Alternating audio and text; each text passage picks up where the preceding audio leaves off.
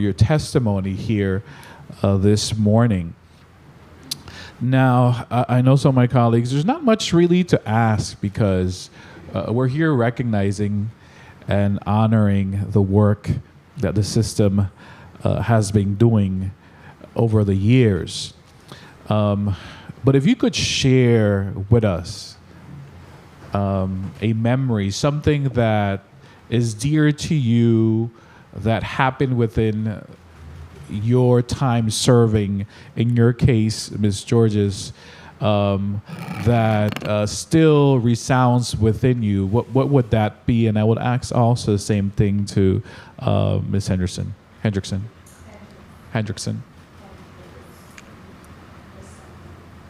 Claudette Georges.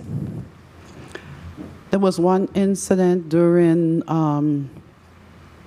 I'm going to say, public uproar that they wanted paper ballots. That's before we got the new machines that we got, of which that was not or no longer in the code. One lady went to the polling site and she complained, well, I'm not voting unless I have paper ballot. But she at that time, you use a provisional ballots only if you don't belong to that polling site, can't find you, you know the rest. But she was found in the record. She belonged to that polling site, and she refused. I happened to walk in during the visit on election day, and the judge came to me and spoke to me about it. I went over to the lady, and I said, could you explain to me what happened? And she was already puffed up, and I'm going to say it like how we would say it locally. She already tell you. So I ain't got nothing to say. I said, okay, we're going to handle it from this angle. I am going to say everything that she stated, and where I am wrong, correct me. She never corrected me. I said, is everything correct? Now I reiterated, asked that question again. She said, yes. Everything she told you is correct. I said, let's go and have a seat. So we sat down as if we were on the porch. And I offered her some water. I didn't want to offer 30 seconds. I offered some water. And we talked about it. I made 2 phone calls on her behalf, on my cell phone, to the board elections and to the supervisor of election. They said the same thing I was telling her. She said, I'm ready to vote, Ms. Georges, and I'm ready to vote on the machine. Can you repeat the question? Thank Because you. I got for sharing lost that. in Ms. Georges' comments. Yeah, in your time serving, something that still sticks and resound with you, an experience you had, and something memorable within the election system. Can it be something funny? Yeah, sure. Well, let me start by saying that I feel very proud and honored to be on the Board of Elections, and I know that I carry my weight, and many people call me all the time, even at home, for any small favors that they may need.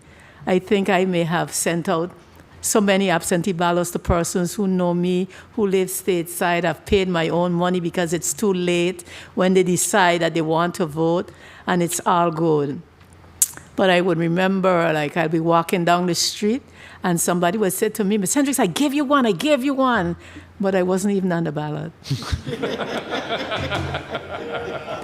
And then, I could have joined almost any board, but I decided that because the person that I am, I like a challenge. I've been working for education all my life, so I thought I knew education inside out, but that wasn't a challenge, so I decided to join this board. And my children would say, Mommy, of all the boards, why you pick the one? And people beat us up for no reason. I mean, we get so much blows. At first, I used to be a little thin-skinned, but now my back is so strong. So I'm thankful, board, for a strong back. Thank you. Thank you for sharing that experience. And well, today we're honoring you and all your board members, present and past, and all the staff and supervisor. Thank you, Madam Chair. Thank you, Senator Carrion. I just wanted to really highlight something you said, Ms. Hendricks. You go, and we all went above and beyond. So you mentioned favors. You don't grant them any favors. What you're doing is going above and beyond. And many of us in public service, that's what we do. We bend over backward within the means of the law or regulations to assure that our work is done to the highest level. You could say, no, you're not going to take your personal money and send out any. Or I could say to Mr. Bokes or anybody, say, you're going to spend your personal money to send off a ballot. There's no guarantee that the person is going to vote for you when you send them the ballot. But that's not why you bend over backward. You bend over backward to assure that that person has the opportunity to do one thing, to vote.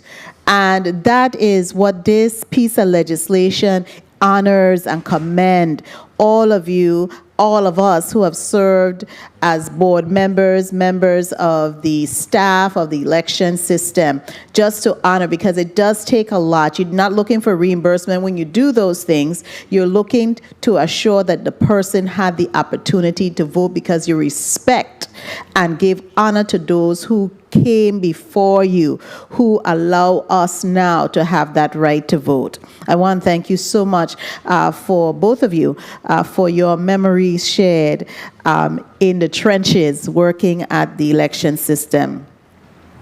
Now I'll ask Senator Javon E. James Sr. Senator James Sr., my vice chair, you're recognized for your 4 minutes. Greetings to the people of the U.S. Virgin Islands. Good morning, testifiers. And I really want to say thank you for being here today. And I do rise in support of Bill number 35-0016. And I do have some jokes as well, because, you know, we frequent here sometimes, and I would have individuals from the St. Thomas district said, hey, I voted for you. And I'd be like, you know, I don't want to bust a bubble, you know? Thank you. And then there were times where an independent registered voter, they would tell me, you know, I voted for you in the primary, right? And I'd be like, all right, buddy. I just say thanks. Thanks. But at some point, I really hope and pray that the youth, the young Virgin Islanders moving forward, can be able to tell the difference and to understand that only several positions within the Board of Election can be voted on by all 3 islands: Senator at Large, the Governor, Lieutenant Governor, and several positions, delegate to Congress, and the list goes on. But that comes with community outreach and educating our youth. So I pray when I have a lot of gray on my hair that we can do a better job at teaching our youth about the election process. And I know this is not for you, but at some point I would like to speak to Miss Caroline Fox. I would like to see, at least on the high school level, where they can go into the high schools, have some little one-on-ones with them, or even have them in a gym or the auditorium and just educate them. You know, many times I test the students and I go to the classes and I would ask them, who's the governor, who is this? And, you know, and they don't even have a clue. And it hurts my heart. So as we spoke about Virgin Islands history and that bill the other day, I really hope and pray that they can have some level of collaboration with the Department of Education and the Board of Education. But it's really not much to ask. Hopefully there will be 60 more years. And I know you no longer serve in the capacity, none of you, right? You? Ms. Hendricks? Which one is Ms. Hendricks? Okay, so my question to you, what is your vision? Of course, it takes a majority of board members, but what is your vision for the next 50, 60 years, even though you may not even be in that capacity? I'll be there. My vision, actually, let me start by saying, respond to one of your questions. I personally go into schools all the time. It's selfish, but I love children. I've worked all my life as a teacher, and I go in there, and it brings back so many memories. And I do teach civics, per se, And it's very hurtful that our kids really do not even know who the senators on this island is, much less who is on St. Croix. But it's all of us. All of us have to do our part. Even sometimes in the legislature, there might be reasons where you could invite, like the president of the student body to come and sit in, and then they could take back some messages to their student friends. But I do go into schools. As recently as this last election, I went to Joseph Gomez School. 30 seconds. I went to Seventh-day Adventist School. I had my sample ballots. They were able to vote. All of that I do, and it's not anybody sending me. It's just something I like to do. And So- I would definitely continue, and I hope it can be spread. Even the senators, sometimes I would bring sample ballots here, and you would be walking around in your car, and you don't even have one in your car to show somebody how to vote. Those things are all of us. All Time. of us need to do that. No problem. My time was called. I really hope and pray. Everything I try to do, I always try to think about the next generation and making sure that we have a well-educated set of Populace. Virgin Islanders so we can be able to lift this territory forward. But until then, we have to continue to fight the good fight. And Madam Chair, I do stand in full support of this resolution, and I look forward to seeing this promo plaque ceremony at a later time. Thank you. Thank you so much, Senator James Sr. Now, Madam Clerk, 4 minutes for me. I just want to really say I was honored to serve as a member of the Board of Elections.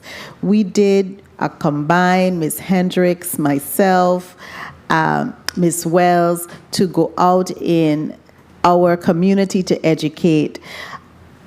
I have always been very much passionate about voting, not because I was on the ballot, but even before then, taking elders out to vote and assuring. So this piece of legislation, and I really have to thank the sponsor, Angel Boques, Senator Boques, because I signed on immediately. That's one of our fundamental rights. If you don't vote, how you could talk and criticize the government? How you could talk and criticize people who are working, right? Voting is your voice. And so I've always used that as one of a key mechanism to get people to register to vote. That's your voice. You are accountable. You're tax-paying people here. If you're eligible to vote, vote. What prevents you from voting? So one of the things I wanted to ask, because I know this was a major issue for us when we were on the board, and I served with you, Ms. Hendricks, is that we were getting so many court cases filed against. I never saw so much court cases, motions flying here and there. We have to go legal representation external of the AG's office, which was reducing our budget. Is that still occurring? I am so happy to say no. Praise God. Because I suspect that some of the human beings who were the catalyst behind that are now board members. And so they have seen the truth of it all and not just the fiction that is being perpetrated within our community, that our election system is unfair. It's very fair, and it's accessible. And it's transparent. You could see everything right there. Now, I want to ask you, because I was listening to some of the programs that have been out regarding what is coming up for the election system. How are we migrating into new technologies? I recall that the supervisor of election mentioned about voting using your phone. This was discussed maybe about 7 years ago when I served. Is that something that the Board of Election is looking at? Definitely. I'm not sure how far it has gotten, but that will be the next move, moving into technology, where you can vote from home, where you can vote on your computer and all those kinds of things. But that's very scary in a sense. You want to be sure that you have it right before you venture into that area. And one of my, sore spots for the election system is our inability to place on the ballots. And I carried my ballots with me. I just let you know, so people could see and understand. Because I too am a teacher, and when 30 you have the seconds. paper, they understand.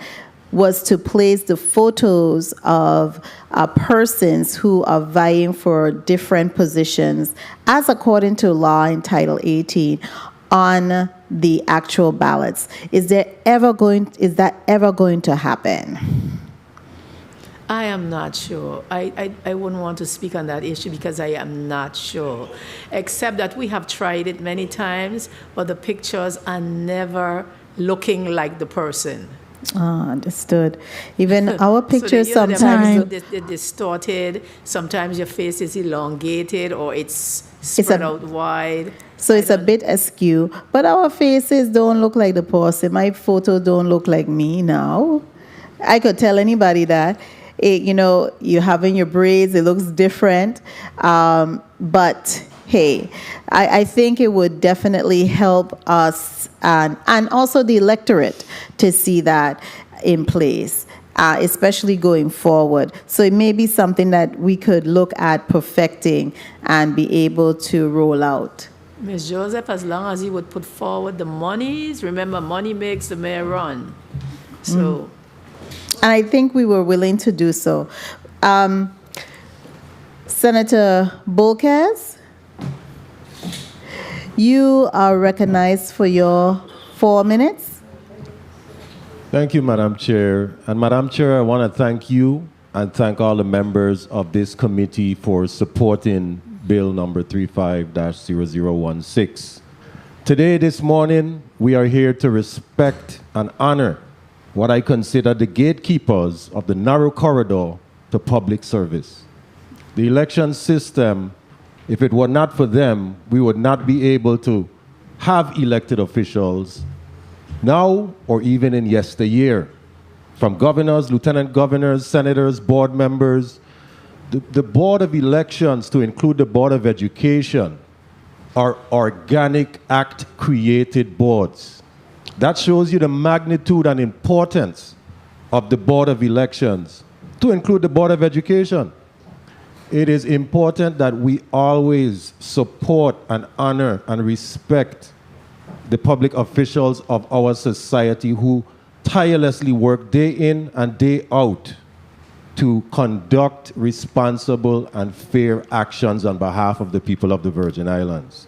Now, I will tell you, I was an employee once upon a time, and two of my bosses, former bosses, are sitting here. As a matter of fact, Ms. Hendricks told me to go print something, so I used to get that a lot.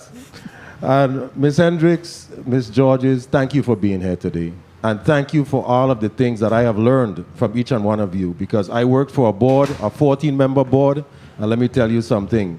Passions burn high, don't they? very. Very high. And I will say that I learned a lot in my 8.5 to 9 years with the Board of Elections. And one of the things I wanna say is that a lot of people may critique and say things, but they don't understand because they haven't filled the shoes. And let me tell you, board members in the Board of Elections, they work very hard. They work very hard. And I appreciate the type of work that you have done for our society. Thank you. Now, one of the things I was very curious about is, we know that on the ballot we have English and Spanish. Are there any current efforts to have perhaps French Creole? As you know, that population in our society is growing. Has the board considered that? Yes, we have, but there's always the next question. Are the Chinese going to say they want Chinese on the ballot? Mm-hmm. Are the Italians going to say they want some other language? So I guess maybe because English and Spanish are the two languages that we are accustomed to, that's the ones we use. But if anything, it would definitely be French. Okay, noted. And I know that for many years, young people have been a challenge to get to register to vote or even go out to vote, people in the ages of 18 to 24. What are we doing about that, trying to get their attention to come out and vote? Or register, sorry. That is definitely a challenge. For some reason, our young people feel that if they give something, they want something back. And it's always in the form of money or privilege or something. Even some adults who have been living here for many, many years, working for the government, getting all the benefits, will tell you that they do not vote because the government don't give them anything. So it's very hard trying to articulate to them that the roads that you drive on every day, the schools that your children go to, the lunches that they participate in, and all other benefits are because of voting. And it's very, very hard for them to comprehend that. Okay, and Ms. Hendricks and Ms. Georges, this question is for both of you. As board members and a former board member, what was the most challenging situation when it comes to current law that the board has to work around? Do you remember any of those situations? Because I know even, Madam Chair, may I continue, please? You may wrap up, yes. Thank you, Madam Chair. And I know that we've been able to conduct sessions, I believe, with Senator Gittins concerning revisions to Title 18. But are there any current challenges with the current law for the board right now, or one that you know of, Ms. Georges, as well? I am trying to remember, but I don't.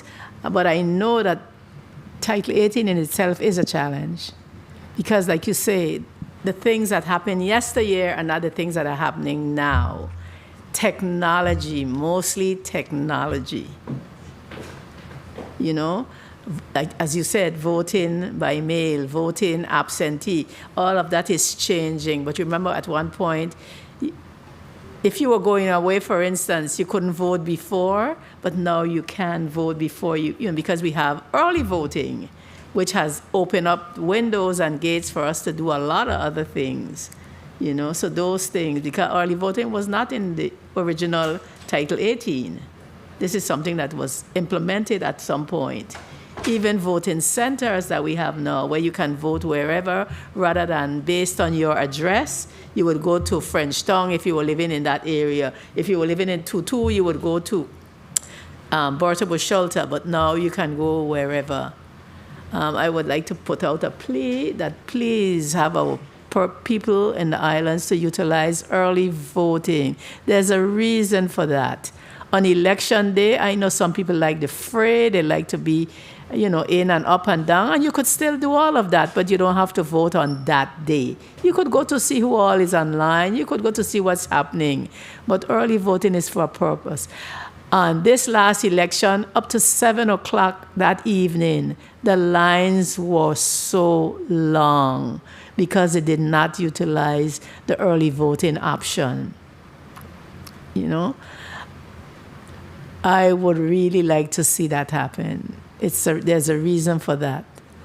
Early voting. Come out early, vote. You may get sick, you may be hospitalized, things happen, and then you don't get to vote. And then you're upset with us, not yourself.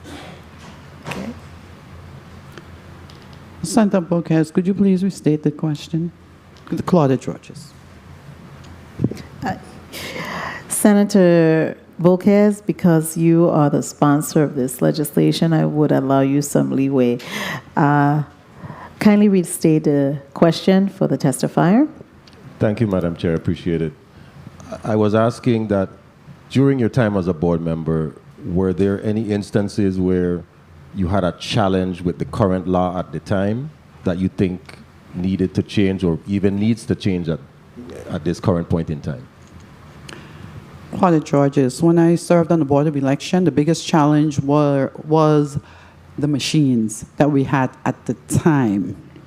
People didn't trust the machines, didn't want to vote on the machines, and that's where people started to request paper ballots, which again was no longer in the law. That was changed when we got the machines. So it became a catch-22, of which the board went ahead and got new machines. And of course, the new machines are able to use paper ballots. They could feed it into the machine. And we satisfied both things. New machine that they trust a lot more, because that happened while I was on the board, and also reinstituting the paper ballot. Excuse me, I don't think there was an instance where there were no paper ballots. I think what had happened is because we had moved into the machine, we had fewer paper ballots, and maybe that might have been an issue, but we always had paper ballots as a second option. That was provision. No. Okay. Colleagues, all time has been exhausted on discussion on this bill. We're going to take a brief, do we need? Okay, you're ready with the amendment? Okay. Colleagues, all time, as I was stating, motion, Senator Javon E. James Sr. Yes, Madam Chair and colleagues, I move to offer amendment number 35-254 to bill number 35-0016 on behalf of Senator Angel Borges Jr. Bill number 35-0016 is amended in the following instances. A, strike the word election wherever it appears before the word system and insert elections in lieu thereof. B, in the bill summary, add the letter S at the end of the word supervisor and strike Carolyn Fox. I so move. The amendment has been properly moved by Senator Javon E. James Sr. and seconded by Senator Samuel Carrion. Any objections? Motion. Hearing none, so ordered. Senator Javon E. James Sr., you're recognized for your motion. Madam Chair and colleagues, I move that bill number 35-0016, a resolution honoring and commending the Board of Elections, the Supervisor of Elections, Caroline Fox, and the entire Virgin Islands election system team for their tireless service and contributions to the Virgin Islands community, and on the occasion of the 60th anniversary of the establishment of the election system of the Virgin Islands, be favorably approved or voted on in the Committee on Government Operations, Veterans Affairs, and Consumer Protection as amended, and be forwarded to the Committee on Rules and Judiciary. I so move. Bill number 35-0016 has been properly moved by Senator Javon E. James Sr., seconded by Senators Milton E. Potter and Samuel Carrion. Roll call on bill number 35-0016 as amended. Senator Samuel Carrion? Yes. Senator Carrion, yay. Senator Ray Fonseca? Yes. Senator Fonseca, yay. Senator Alma Francis Heiliger? Senator Francis Heiliger, absent. Senator Javon E. James Sr.? Yes. Senator James Sr., yay. Senator Kenneth L. Gittins? Senator Gittins, absent. Senator Carla J. Joseph? Yes. Senator Joseph, yay. Senator Milton E. Potter? Yes. Senator Potter, yay. Madam Chair, you have 5 yeas, 2 absent. Thank you, Madam Clerk.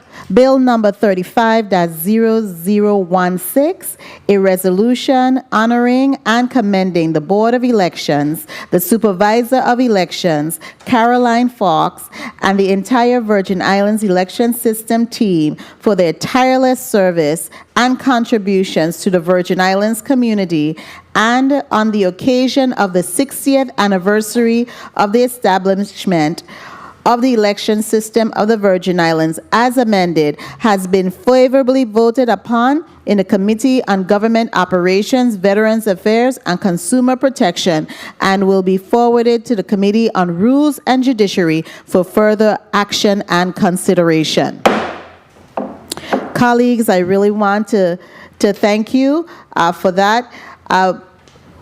Before I understand, Was there a motion? Yes. Senator Samuel Carrion, you are recognized for your motion. Thank you, Madam Chair. I move to remove Bill number 35-0027 from today's Committee on Government Operation, Veterans Affairs, and Consumer Protection from the agenda until the next committee hearing or at the call of the chair. I so move. The motion has been properly moved by Senator Samuel Carrion to remove Bill number 35-0027 from today's agenda and place it on the next meeting agenda for the committee or hold it until the call of the chair, and it has been properly seconded by Senator Ray Fonseca and Senator Javon E. James Sr. Any objections? Hearing none, so ordered. At this time, colleagues, we will ask our two testifiers to present a 60-second, let's just stretch it out because it's very a momentous time, 60 seconds closing remarks. We will begin by asking a former Board of Elections member, Ms. Claudette Georges, to place your 60 seconds closing remarks on the record. Thank you, Senator Claudette Georges. I would like to take this time to reiterate that I am in favor of this bill, and I'm glad you voted that it can move up to the next committee, and that's bill number 35-0016. As a former board member, yes, on occasions I feel like I'm still part of the board because, yes, you have people who call you, people who might point out, did you see changes in the law? Do you know that they're having this discussion? Or ask for advice. But I'm very careful with my advice because I always had that rule that I can show them what it is in the law, but I'm going to turn around and tell them take it to their legal people to further review it. There's a lot of things that have been done on this board, and I am so happy that this body has taken the time to recognize the 60th anniversary for the Gateway for all persons who are public servants in elected positions. Thank you. Thank you so much, Ms. Georges. Ms. Lydia Hendricks. Good morning again, Lydia Hendricks. I thank you, the sponsors of this bill. It is so timely, and I know that Ms. Fox is so honored, and I'm happy for her, and we will continue to work with our community and to all of the senators so that we can move forward, upward and forward. Thank you so very much for the invitation, and again, we thank you, the sponsors, for this bill. And thank you both for the work that you have done and the work that you will continue to do to assure that our democracy and elections is implemented with a sense of fairness, integrity, and accessibility, and we are all accountable and the process is transparent. I want to say really big thank yous to both of you for being here and for the work that you do, even if you're not on the board. And you, Ms. Hendricks, as the current secretary of the board, please keep pushing on for us to keep our election system and raise the bar, continue to raise the bar with a sense of integrity. And Ladies, I would like to say thank you, Ms. Wells, for giving me this opportunity. I know you wish you were here, but you know, sometimes other commitments dictate other things. Thank you. Thank you. Ladies, you are released from your testimony before the Committee on Government Operations and Veterans Affairs and Consumer Protection. The committee will stand in recess for 5 minutes.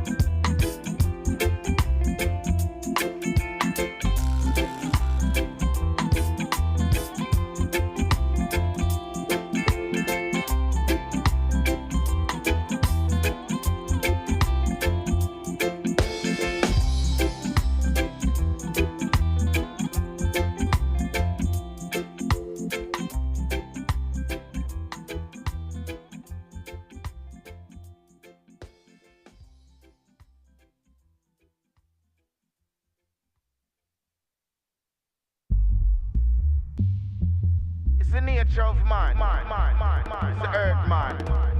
Rasta man. I listen to the first. What is a Rasta man? The man we set the plan. The man we touch the street. Love and bless up everyone.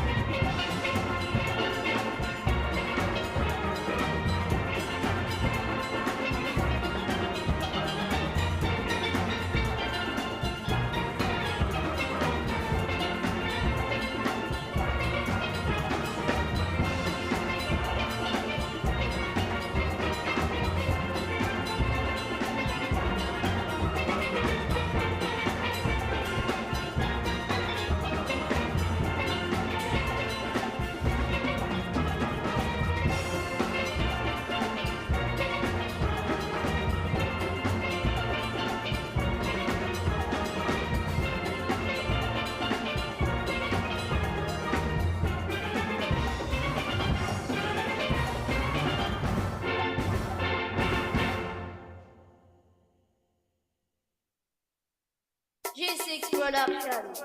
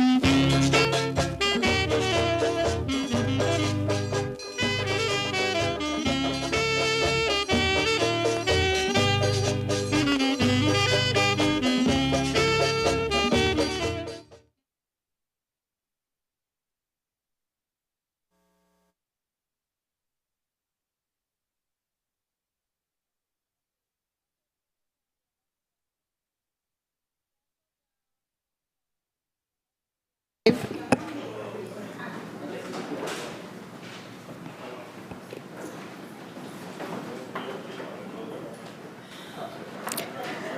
Committee on Government Operations, Veteran Affairs, and Consumer Protection is out of recess.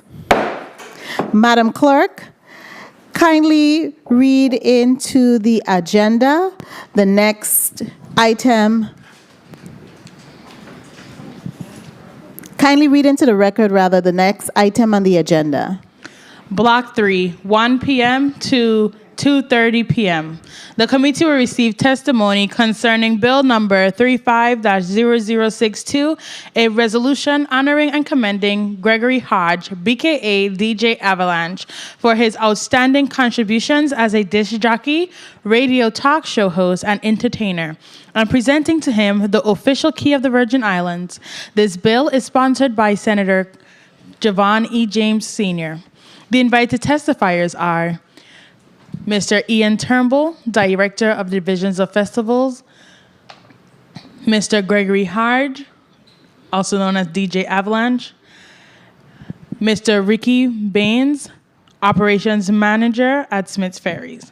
Madam Chair, this ends the reading of this block of today's agenda. And thank you so much, Madam Clerk. Just for the viewing and listening audience, we had to take a really long pause because Bill number 35-0027, an act honoring and commending Mr. Myron Corbett, was taken off of today's agenda. So it left us with a little gap within the time. So we took an early lunch and we asked our next block, which is this block that our clerk just read into the record, to come earlier than they were scheduled to come.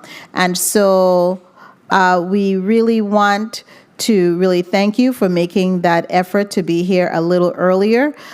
So we will forego our lunch, which was scheduled to be from 2:30 to 3, and we've asked Lottery also to come a little earlier. They should be here by 2 o'clock or a little after 2 o'clock. And so we're hoping that we will have an early end to a wonderful beginning of a day. Who speaks on behalf of Bill number 35-0062? Senator Javon E. James Jr., Sr., you are recognized.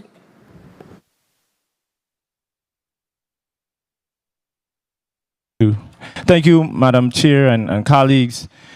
What a beautiful day today in the Virgin Islands as we honor the offer resolutions in this committee. I offer Bill number 35-0062, a resolution honoring and commending Gregory Hodge, better known as DJ Avalanche, for his outstanding contributions as a disc jockey, radio talk show host, and entertainer, and presenting to him the official key to the Virgin Islands. Colleagues, Mr. Gregory Hodge is no stranger to the U.S. Virgin Islands. And as we get into the discussion today, we will get to find out more of what he was able to accomplish ever since he set his eyes on being a musician, entertainer, and the list goes on. But briefly, I just want to play some stuff on the record before we get into the testimony. And it's regarding Bill number 35-0062. Yours truly, Gregory Hodge, is best known to many as a Caribbean hottest DJ, and that is not a title I gave him. This is a title that people around the world gave him through many competitions. Of course, he's a native U.S. Virgin Islander and is known for having a global, and I repeat, global impact with his musical talents. Mr. Gregory Hodge, who happened to be born in the best month of the year, he was born July 12, 1979, Cancer, on St. Thomas, and he's the son of Dedrick Hodge of Tortola and Maria Edwards of Antigua. He developed a love for music at a very young age while attending the Lumokol Elementary School on the island of St. Croix, whereas his connection with music continued to grow through his teenage years when he first made efforts to become a disc jockey.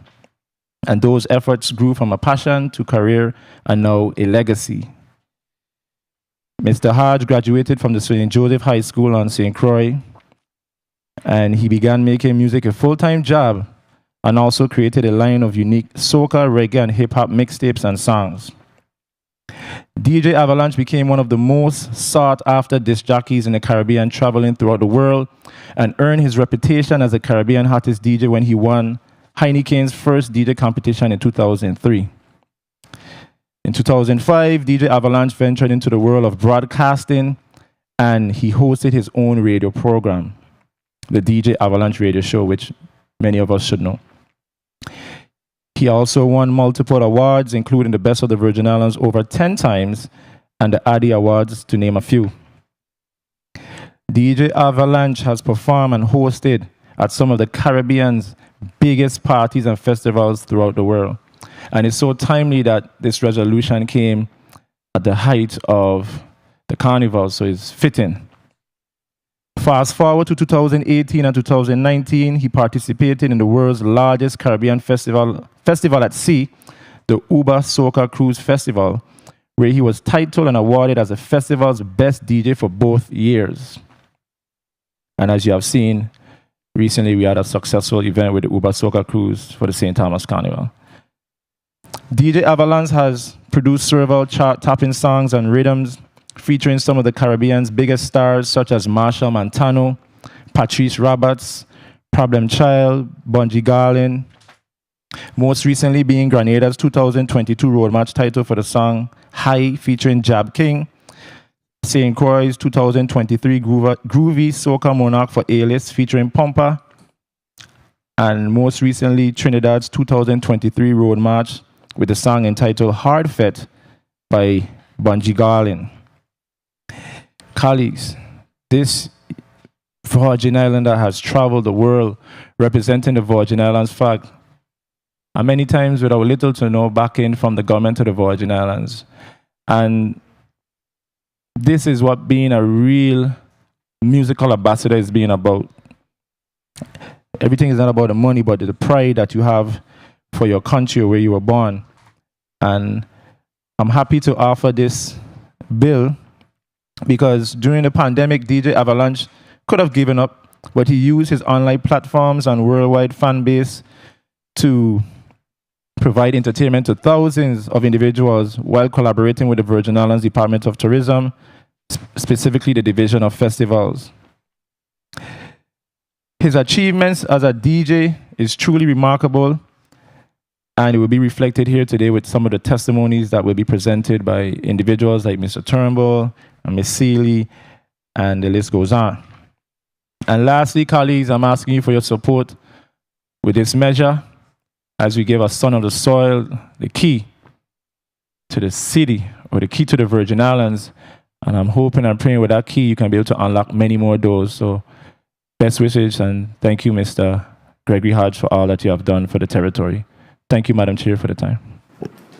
Thank you so much, Senator James Sr. At this time, the chair would like to recognize and note, Madam Clerk, the presence of committee member Alma Francis Heiliger, as well as acknowledge the presence of our Committee on Rules and Judiciary Chair, Senator Diane T. Capehart, who is a non-committee member. And so, with that being said, Madam Clerk, kindly indicate the total members for the committee that is present.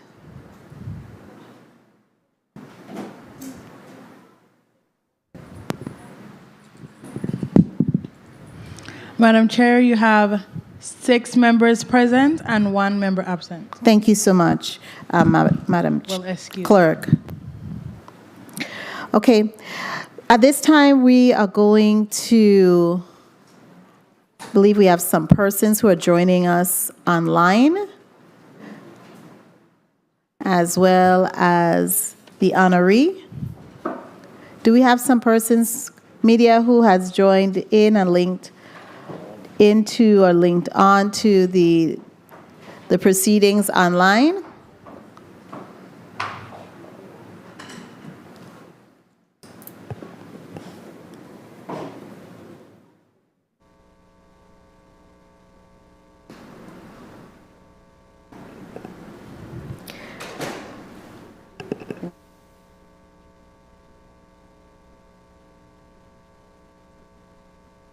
Okay, the committee will stand in recess for 2 minutes.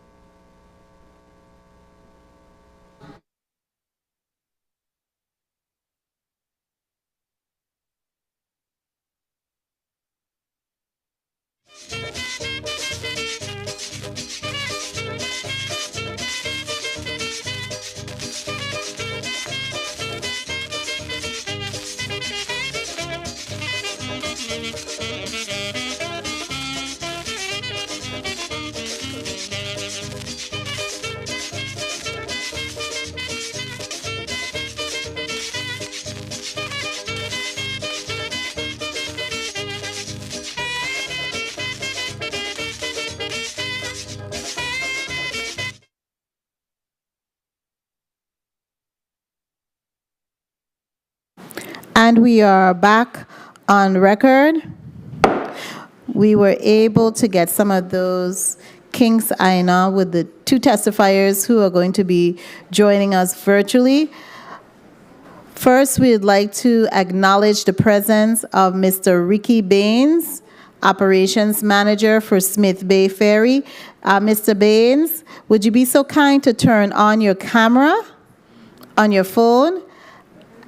And then we will also like to welcome and thank Mr. Ian Turnbull from the Division of Festival. He's actually the director for the Divisions of Festival, and you know they are very busy at this time. And of course, we have Mr. Gregory Hodge here in the well with us. We will begin by, of course, welcoming all of the testifiers, and we will start with you, Mr. Baines, and ask you to kindly read your testimony into the record, and welcome. Please put on your camera. Is it possible, Mr. Baines?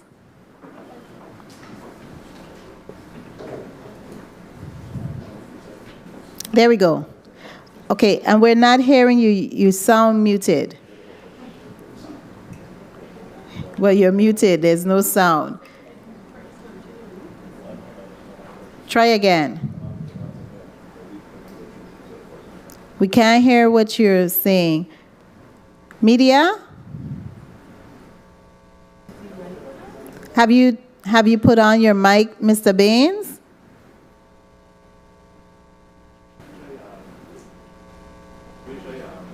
Okay, so while we work that out and work through that, Mr. Turnbull, we'll put you on pause for a minute, Mr. Baines. Mr. Turnbull, are you able to place your camera on as well as talk? Good afternoon. Can you hear me? We can hear you loud and clear, but we can't see you. Okay, now we can see you. And we really want to say thank you. We really appreciate that you're making some time, knowing that this is a very overwhelming time of the season for you and your team at the Division of Festivals. We know you're working hard, and you probably had a late morning, probably didn't even sleep, but we are very appreciative that you made time for this very important resolution that we have before us. Kindly begin by reading your testimony into the record, and a wonderful good afternoon to you and welcome. Yes. Good afternoon, Senator, the Honorable Senator Carla J. Joseph, and the members of the Committee on Government Operations, Veterans Affairs, and Consumer Protection. I want to say I'm appreciative of being here. Yes, today, for me, currently we have a lot of things moving and shaking, but I would have been disheartened if I wasn't able to make this testimony and read this testimony into the record. Over the past 15 years, I've had the distinct honor of knowing Gregory Avalanche Hodge. Our friendship, partnerships, and mutual endeavors have given me a front seat to the exceptional talent that is Avalanche. As a consummate professional and creative genius, Gregory Hodge has brought international recognition to not only himself, but to the Virgin Islands and the people of the Virgin Islands. Gregory Avalanche Hodge is a genius-level DJ, producer, and marketing strategist. His talents have made him an easily identifiable brand as he understands the vibrational depths of using music as a connection point for people from varying backgrounds. This understanding is what makes Avalanche a skilled artisan in the arts of bringing people together, especially people from across the Caribbean diaspora. Beyond his musical and marketing talents, Gregory is most worthy of this honor for his commitment to integrity. He is uncompromising with his word and refuses to compromise to get ahead. In the midst of the intense, sometimes ruthless entertainment industry, Avalanche has always brought a refreshing energy with the generous and compassionate approach to his business. Avalanche, as your friend, it is my privilege to include this testimony in the record. You are highly deserving of this honor. It took too long for you to get this honor, to receive the official keys of the Virgin Islands as you continue to champion and represent the Virgin Islands so well. With honor, Ian Turnbull, and I'm here in the capacity as myself, but also in the capacity as director for Division of Festivals. And again, I thank you guys, and I apologize for my look and my sweat, but I'm working right now and trying to make stuff happen. So thank you again, and congratulations, DJ Avalanche. Thank you so much, Mr. Turnbull. We know you're out there hardworking, and we appreciate that you and your team at the Division of Festival, you're doing a really fabulous job. We also want to try to see if we could get Mr. Ricky Baines on. If not, we do have another testifier here with us in the well, Ms. Tricia Seeley, and she could testify, and she's prepared to render some testimony relative to the resolution that we have before us, honoring Mr. Gregory Hodge, better known as DJ Avalanche. Ms. Seeley, you're recognized.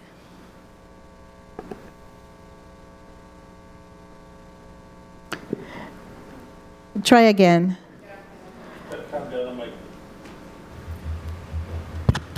Good afternoon. Good afternoon. Okay. I guess I have to move. Okay. Hi. Good afternoon, everyone. Good afternoon, Senator Carla Joseph and all members of the committee. Good afternoon to Mr. DJ Avalanche, Gregory Hodge.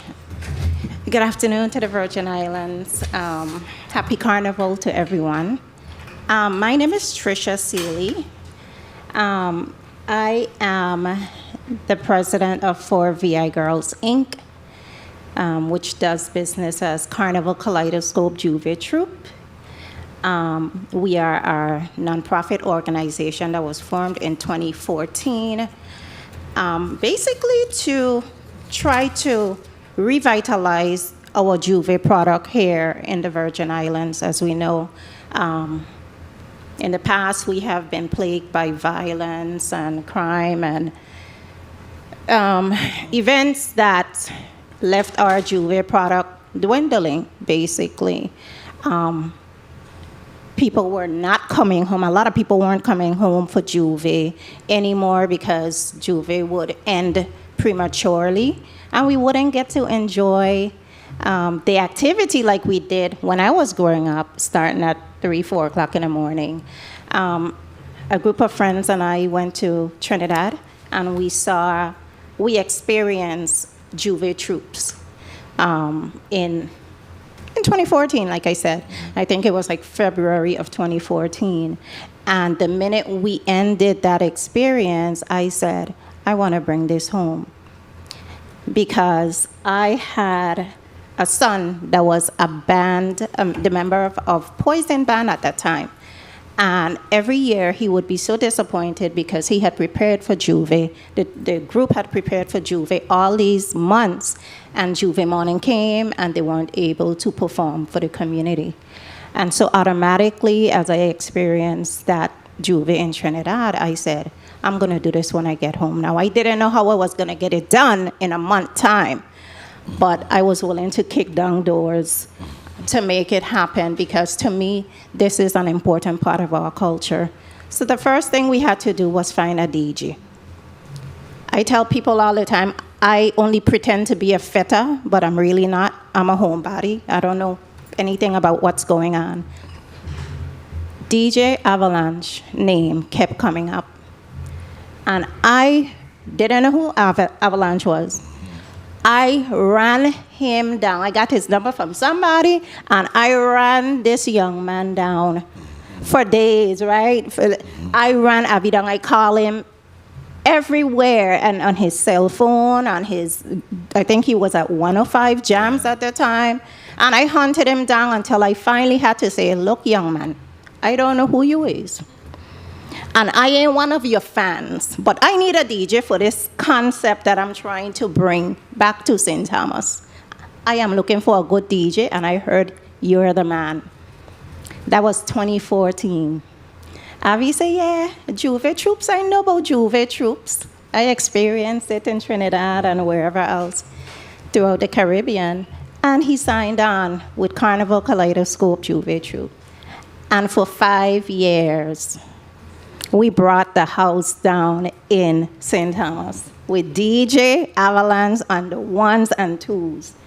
DJ Avalanche means, I am so happy in this moment, because I think sometimes we wait until people go outside the territory and other people embrace them to truly embrace our own.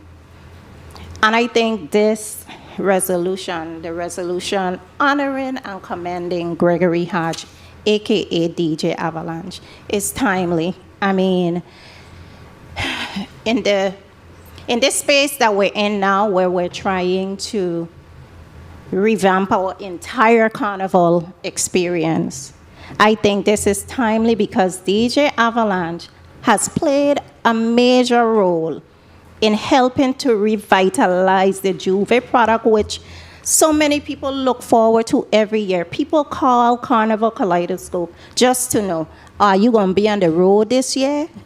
No, we're not going to be on the road this year. We took a break several years ago, and I remember telling Avi, we're going to take a break. He said, well, I going to wait, what are you? I said, Avi, no, you are building a brand. You continue to build your brand, because everybody was knocking down the door because they heard Carnival Kaleidoscope wasn't coming out, right, Avi? Yeah. They heard we weren't coming out, so everybody was knocking down Avi's door. And Avi said, I gonna just hold off and wait until I come back. I said, no, brother, no partner, because I respect him as a professional. What I love about Avi, he really pays attention to his audience.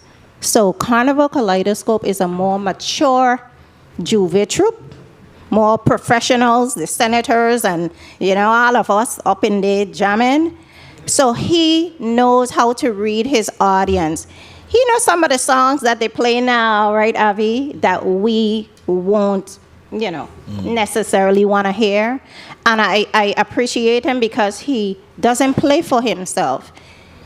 He pays attention. I call him the little mongoose because if you see him on the ones and twos, he would be playing and moving and grooving, and then he looks up, take a look at his audience. They're moving. Okay, I got to change up this beat. And he does that. I mean, it's just amazing just to watch him, how he excites the crowd. He's just a consummate professional, just calm and humble as you see him, but he's a different person when he gets on that mic. Avi, I appreciate you. I wish if we had known earlier, our entire team would have been here to support you. Just know that we got your back. We got your back. We don't care where you go. You know where home is, right? Let me just put that on the record. He knows this is home. Thank you for taking this journey with us. Carnival Kaleidoscope 5 years on the road. We changed the Juve game, and we are proud of that. I'm proud to have you. I call you my brother. This is most deserving. Thank you. Thank you, Senator James, for bringing this resolution. And sorry for not having a prepared testimony. Thank you so much, Ms. Seeley. You spoke eloquently about your experience with Mr. Hodge and the type of music that he, along with your troupe, worked to bring back that sense of culture, that sense of order and camaraderie and love and festival and joy. So you don't necessarily have to have a prepared speech because you spoke directly from your heart and your experience, and we're very grateful for what you presented today. We're going to also try again to have Mr. Ricky Baines, who is the operations manager for Smith Ferry. He was up on the screen. Mr. Baines? We're going to try one last time. We believe we heard you. Hello? Yes, we can hear you. Can you hear us? Yes. Okay. Kindly proceed with reading your testimony, and of course, welcome. We're thankful that you made some time to be here with us this afternoon. Kindly proceed with reading your testimony into the record. Can you still see me? We can see you clearly. Okay, and you can hear me. And we can hear you as well. Okay. Well, good afternoon, senators and committee of this board. I am myself a little busy running around because I do have a booth in the village. And I still have to manage the operation for the ferry company. So I do have limited time, but I say I can't miss this. DJ Avalanche, Gregory Hodge, we've had a great bond, and I feel this is something I would not want to miss. So, to express my admiration and appreciation for Mr. Gregory Hodge, also known as DJ Avalanche, I've had the pleasure of working with him over the years and have found him to be an exponential business partner and friend. Working with Mr. Hodge has been an unforgettable experience. He is a true professional who always delivers excellent service, is punctual and pleasure to work with. As a DJ, he has an exceptional ability to read the crowd, incorporate their favorite music into his playlist, keeping everyone on the dance floor all night long. I have personally witnessed the energy he brings to events, which is infectious, and have received numerous compliments from guests about how much they enjoy the music he plays. I first began working with Mr. Hodge in 2012 because I recognized his true talent and his passion for pushing the Virgin Islands culture to the world. Since then, we have traveled together to numerous places, and Mr. Hodge has always represented his roots with pride and has been a true ambassador of the Caribbean. Mr. Hodge's journey from humble beginnings to owning his own radio show, the DJ Avalanche Morning Show on 103 The Reef, and winning Trinidad's 2013 Road March with Bungie Garden is a testament to his dedication and hard work. He is a blueprint for aspiring DJs who want to become successful, especially coming from a small island such as the U.S. Virgin Islands. It's a very pleasure to be here to say this testimony. Mr. Avalanche, Gregory Hodge, he's a very great DJ, and it'll be grateful to see him get his achievements that he deserves. And that's it. Thank you so much, Hello? Mr. Baines. Can you hear us? Yes. Okay, great. Thank you so much, Mr. Baines, for that very colorful presentation. We really want to thank you for taking time out of your busy schedule. I know it must be real hectic, but I know that you wouldn't have missed it, and that's why we tried to be sure to accommodate you. And now the man of the hour, the man of the hour, Mr. Gregory Hodge, DJ Avalanche. You are recognized to present or say a few words on the records. Okay, good afternoon, everyone. I'd like to thank everyone that made those testimonies, Trisha, Ian, Ricky, and everyone that made time, because I know it's a busy time of year. Everyone has a lot going on right now. So I just want to thank everyone for taking the time out to be here and even participate. Everything that was said, I can confirm, I can acknowledge, I could say all of the statements were true from everyone that made a testimony. And I am extremely humbled and grateful and appreciative to even be in the position here, because everything I do is out of an act of love. You know, I as Senator James stated in his statement, I developed a love for music and the creative and the entertainment arts from a very young age when I was in elementary school in St. Croix at Lumoko. And that love for music, it spills over into everything I do. It spilled over to the point where where I go, I want to show not only my love for the music, but the love for the music that I have from my home, which is the Virgin Islands. So I've made it my own personal mission to just showcase the love that comes from the music from the Virgin Islands. You know, so I've been inspired by many musicians from way before my existence, you know, dating back from as far back as the Milos Kings, the Imagination Brass, the come right up the line, the Jam Band, everyone that, you know, Wadabli, everyone that contributed to Virgin Islands culture. And I like to consider myself a product of that, you know, from learning from all the great musicians and artists and entertainers that our small little territory has created throughout the years. And my love for their works helped me develop a love for pushing our territory as far as I can push it, you know, outside of the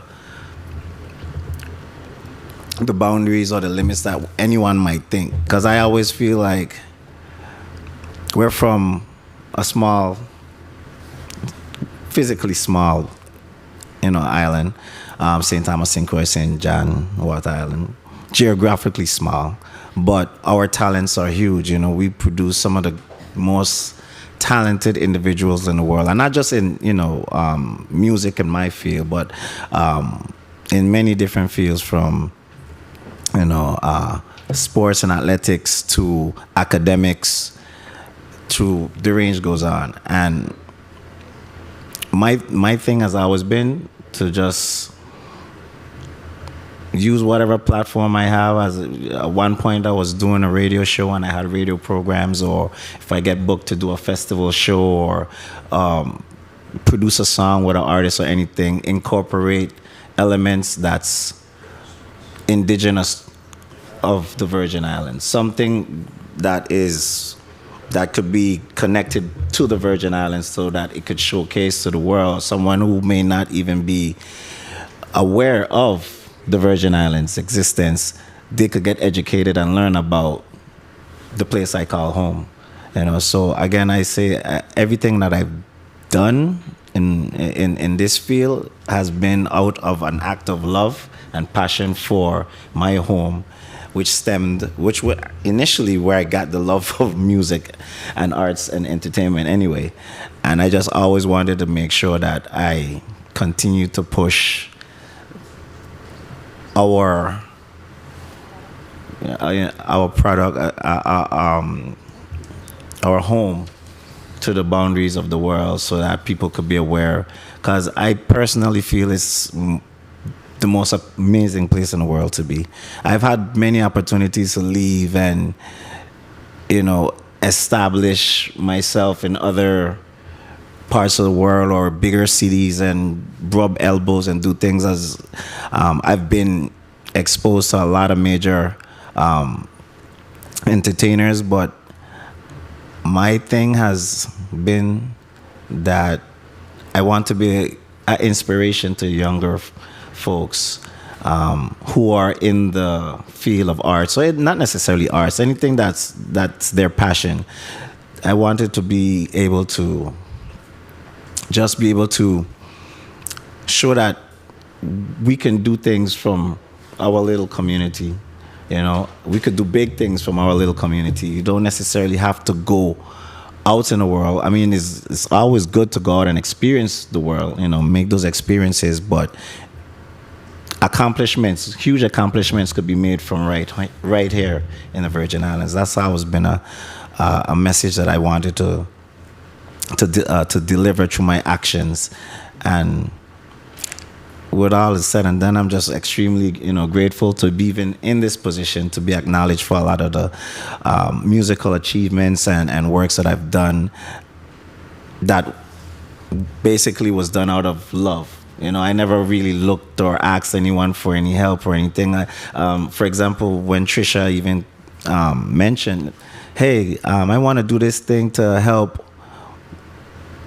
revitalize our Juve product, our carnival product here in the Virgin Islands and St. Thomas, because at that period of time, 2014, there was a lot of issues. There was, like she expressed, Juves will get cut short. There might be issues of safety. So we wanted to find a way to bring back the fun, the love, again, the love and the safety and the joy, and make our product a top tier product in the Caribbean, as we know it is. And I without any questions asked, I was all for it because it came from a place of love, and with that being said, I just really appreciate everything that's been submitted today, and I would thank you all for even acknowledging me. Thank you so much, Mr. Hodge, for expressing your appreciation to the people of the Virgin Islands and telling your story. A story tells a lot about a human being and their character, and you just outlined some of the things that has shaped you and shaped your life so that you could be a person, an icon, and a person to be looked up to by our young people. That's very important. Our young people need really strong male role models, and it's very important. Colleagues, at this time, we will proceed with one round of 3 minutes of questioning to the testifiers and to discuss this bill. We will begin with the senator from Bovoni. We ain't mentioning no Savannah. Bovoni, Senator Ray Fonseca. Senator Fonseca, you are acknowledged and recognized for your 3 minutes.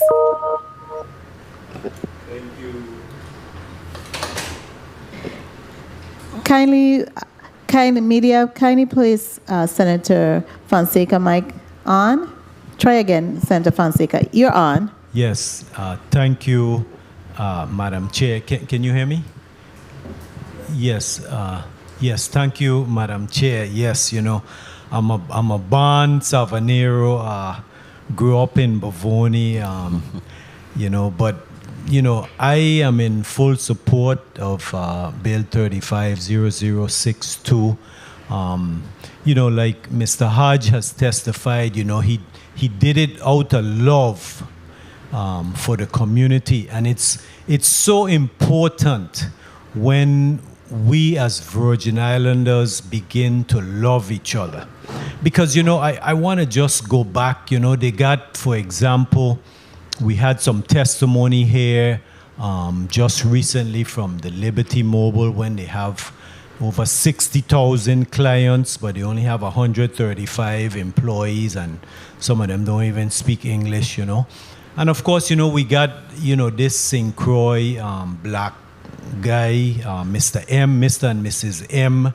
You know, we got to love the Virgin Islanders, and this is what we're seeing here. We had Papa Kelly. We're honoring Papa Kelly. We need to love each other because, you know, they have a lot of folks will be here living in the Virgin Islands so long, and they always telling you how they love, you know, their place. And it break my heart, right? Because you're actually living here. So I'm so thrilled to hear you know, DJ Avalon. So I've listened to you a few times back on 105 Jams. I mostly listen to Radio 1000. But sometimes I listen to 105 Jams and of course WSTA. You know, it's wonderful that you know, you did this out of love. You know, you've helped with the Juve. You know, Juve was my most famous event in Carnival growing up. You know, because they used to start on time and we never used to had all of the violence. But now that I see where Carnival, Kaleidoscope is fixing that, and that's commendable that we bringing back the Juve like how it was, because, you know, Carnival is part of our culture, and definitely, you know, you're a local guy, you're a local product, you love the music, the history, you've contributed to the community, and so I am definitely in favor of this, and I want to say congratulations. You look like you still have a lot ahead of you, and you know, keep going on and pushing and pursuing in life. You know, like I like to tell people, you know, you might fall down 7 times, but you get up 8 and you're good, you know. So my blessings to you, Mr. George, DJ Avalons, and Godspeed blessings. And thank you very much, Madam Chair, for the time. Thank you so much, Senator Fonseca. Definitely, DJ Avalanche has really made a huge mark in the Virgin Islands world of music here. And we really are thankful as a public for all that you have contributed. Senator Milton E. Potter, you're recognized for your 3 minutes. Thank you very much, Madam Chair. Good afternoon, colleagues. Good afternoon, DJ Avalanche, Ms. Seeley. You know, your father, Dedrick Hodge, gave me my first job when I was in high school many years ago. He taught me something. He taught me that sales isn't something random. I used to think that people come in the store, Kinney shoe store, either they're going to buy or they're not going to buy. Your dad could sell ice to Eskimos. He had a skill. It's a science. Sales is a science. And I suspect that being a DJ is a science. Not everybody could just be a remarkable DJ. So I wanted to ask you, what is the difference between a good DJ and an excellent DJ? And what does it take to be a DJ of your caliber? It's interesting you brought up my dad. Because my first job was sales as well. Inspired by him. And what I learned from those experiences transcends into my DJ career. And it's about what makes, to answer your question directly, what makes a great DJ as opposed to a good DJ is putting the people first. Just like in sales, you put the people first. You know, you have to make, you're not there for your personal benefit, or even if you're getting paid or you want to hear this type of song, that's not what it's about. It's about the people that's in front, you know, because you are occupying their time and you have to make sure that they, you know, because they might all have their all issues and stress and situations that they're going through in life, but for that moment that they're right there in front of you, this is your chance to affect them positively by putting them in a place, in a happy place, in a place of musical bliss and entertainment bliss, so that for that hour or two or however long that they're there, they enjoy themselves to the fullest, that they forget about any troubles they may have walking in. And that's, to me, is what makes a great DJ as opposed to just a good DJ. A good DJ knows, oh, this is a good song, that's a good song, this is a good song. But a great DJ cares about the people that's in front of them. Excellent response. I mean, I really have to say kudos to the sponsor of the bill. I think it's important for Virgin Islanders to recognize our own when they achieve excellence. It is something that, progressive, sensible communities do. And I just want to say kudos to you on all your achievements. I was in the States just the other day, and I was speaking to some folks from Trinidad. Mm-hmm. And they were talking about Trinidad and this big island, and St. Thomas being a small island. And I mentioned you. I said, DJ Avalanche, have you heard about him? So I just want to say kudos to you. Congratulations on all your achievements. And at the appropriate time, I will definitely be voting in the affirmative. Congratulations. Thank you. Thank you so much, Senator Potter. Senator Angel Boquez Jr., you're recognized for your 3 minutes. Thank you, Madam Chair, and good afternoon to the listening and viewing audience. DJ Avalanche, I ain't customer hearing you talk this soft. Usually you'd be turning up the place. But I must say that I commend you for all of your accolades and what you have been doing for music overall and music of the Virgin Islands. Disc jockeys or DJs are actually curators of music. And it's a very important role that DJs play in music and entertainment. And you have definitely filled the gap over and over again. Let me say, for DJs, it's like being a chemist of sound. Different beats, different rhythms, different sounds, but then blending them all into one mix. And you definitely are a master of that. You have done many things. You've been a promoter, an engineer, a producer, and the list goes on and on. It seems like you still have a lot of work to do. And I'm looking forward to hearing more and more from you. I want to say, coming off of your win in Trinidad with the collaboration of Bunji Garlin and bringing your exclusive sound, to that population of people. How has the reception went? Like when you were in Trinidad, how was the embracement of the people there when it came to what you offered them and collaborated with Bunji Garlin? To directly answer that question, the people in Trinidad were really excited with this sound, which is 100% Virgin Islands. I understood, but as you said, being a DJ producer, you kind of a scientist with music and curate music well.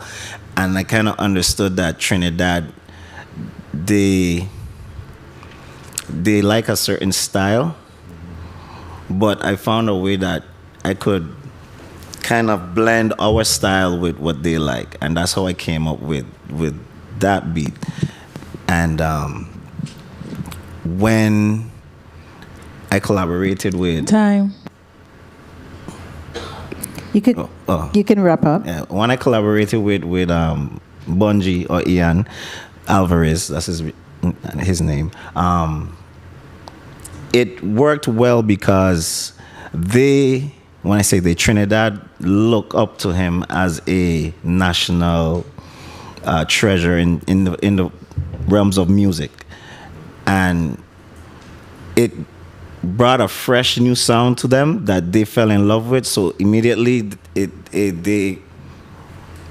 they fell in love with it because it became infectious down there. That's the quickest way I can explain it. Yeah, and I think, Madam Chair, let me just wrap up really quickly, please. And kindly proceed to wrap up, Senator Boquez. Thank you. Thank you. And I think that Trinidad is considered sort of like the birthplace of Carnival, one would say, right?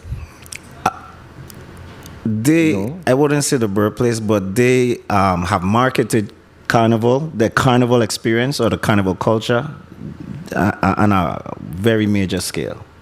I think that your accomplishment there has also given us an opportunity to also strengthen pathways between the two nations. And I don't want to abuse my time, but I sincerely commend you for all of your efforts in that area.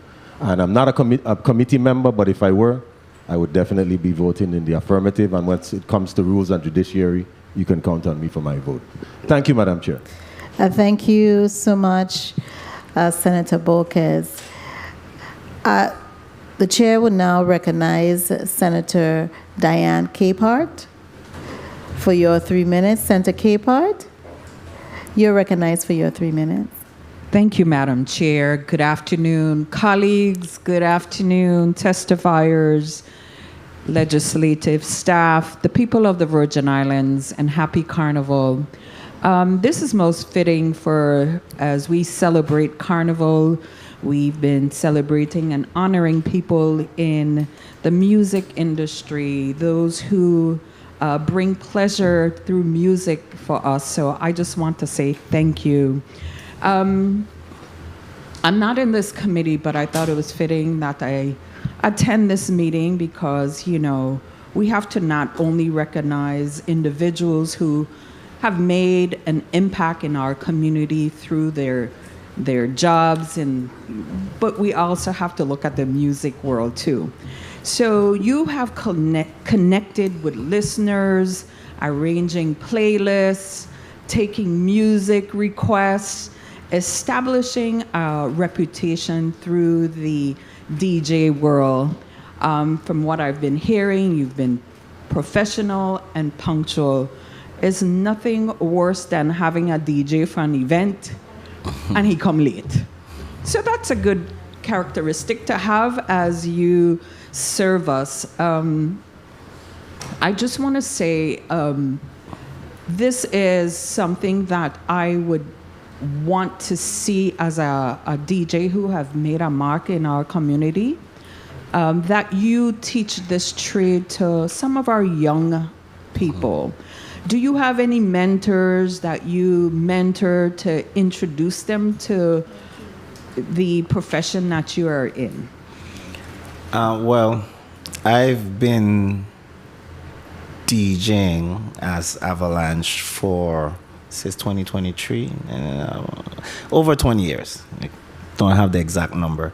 And during the course of that 20-year period, a lot of younger guys that was interested in either production or DJing, I've helped along the way to help them begin or guide them on their journey.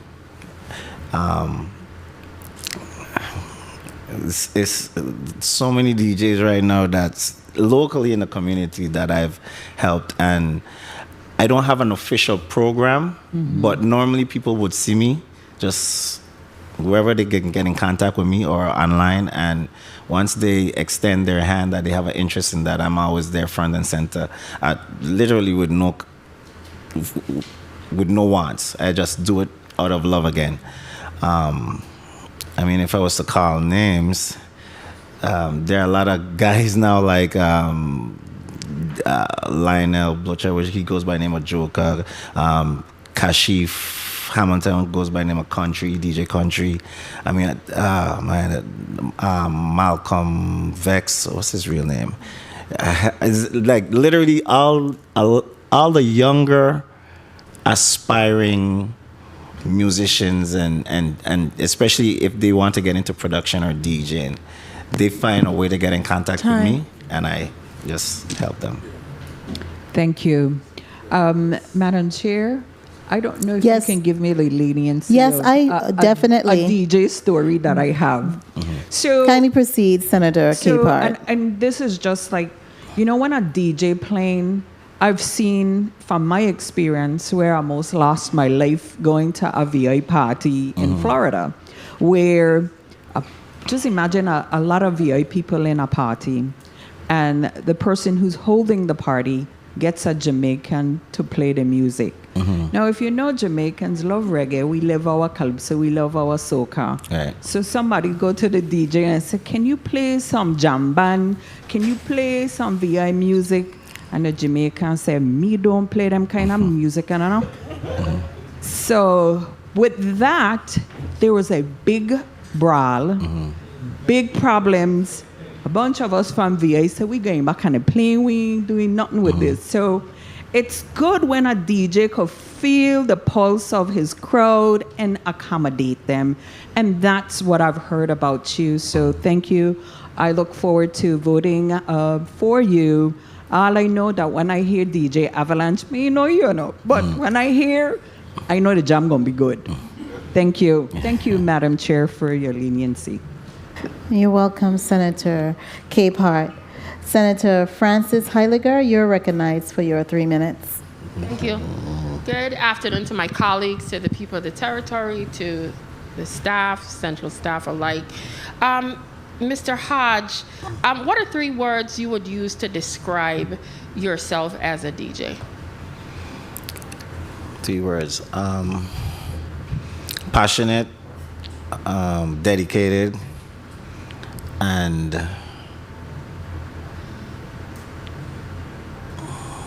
what would the 3rd word be? I guess talented. Okay. Listen, there's nothing wrong with tuning your own horn. What I want to know also, one of my colleagues was talking about inspiring other DJs. Do you find that, especially when you see other talented artists, such as yourself, and wanting to maybe who inspire others, do you find that it comes easy for you to really want to help? Because sometimes you find situations where people want to hold on to just them. You know, I'll give myself an example. I like to just give you information so you could learn, so you could better yourself, because I don't want you to keep coming back. So tell me, do you feel that you continue to do more, or you feel you could do more? Do you think in the Virgin Islands we might need a DJ school? Like, tell me what your thoughts are about helping it to inspire other young DJs. I feel, well, me personally, I always feel like I can do more. I don't think that I've reached a level of being of greatness where there's no room for improvement. I always feel that there is room for improvement and there's room for better, you know, and that's even within myself. And as within the territory, DJing, I could speak like on behalf of younger folks, even though I'm not like 20 anymore. Okay. But DJing is not necessarily something that's looked upon or glorified. Okay. You know, it looks as a cool thing to do, but you know, in Virgin Islands culture, like being a singer for a band is more glorified than being a DJ, you know. But I wanted, and for me, that was another driving force to show that there's different fields in arts and entertainer. Everyone can't be the singer for the band. Everyone can't be, you know, but you could be great in doing something else in the same industry. So that's really my motto and what I would like to be able to present to the youth if I had the opportunity because to you were able to carve out a niche for yourself that you were able to showcase within music. Okay, glad to hear that. What we're doing here today is attempting to really honor you for your great accolades and different things that you've done in music. Is there anything you, Gregory Hodge, yourself, outside of DJing, that you might have wanted to do, or you still want to do? Outside of music, you're good. Music has been my life, really. Okay. You know, I have dedicated my adulthood and majority of my childhood to music. So This is it for you. You're Yeah, good. yeah. All right. But thank you, Madam Chair, for the time, and I am sure as we continue discussing this, we'll get some more information as it relates to the talented Mr. Hodge. And thank you so much, Senator Francis Heiliger. I wanted to ask some questions. I noted in the resolution that you started your career at an early age at Lumoko Elementary School in St. Croix. Yes. Was there a teacher or opportunity that really placed that spark of being a DJ in your spirit? Well, I did not get the passion to become a DJ in Lumacolor Elementary, but I did get the love for music in Lumacal. Were you playing an instrument? Yes. What instrument? So my first music teacher is Miss Bryson. And if you went to school in St. Croix and experienced a music program, you know Miss Bryson. And she was my first music teacher, and she taught me the foundation, the basics of music theory and everything. And my instrument was actually I was young, so we started off with the recorder, like the flute. And we basically learned to play, simple songs with it. But that's where my passion and love for music, that whole journey started right there in Miss Bryson's class in Lumacal in 2nd grade. Do you play an instrument? Now, yeah, I play the piano. Okay. Yeah, that's the main instrument. Main instrument.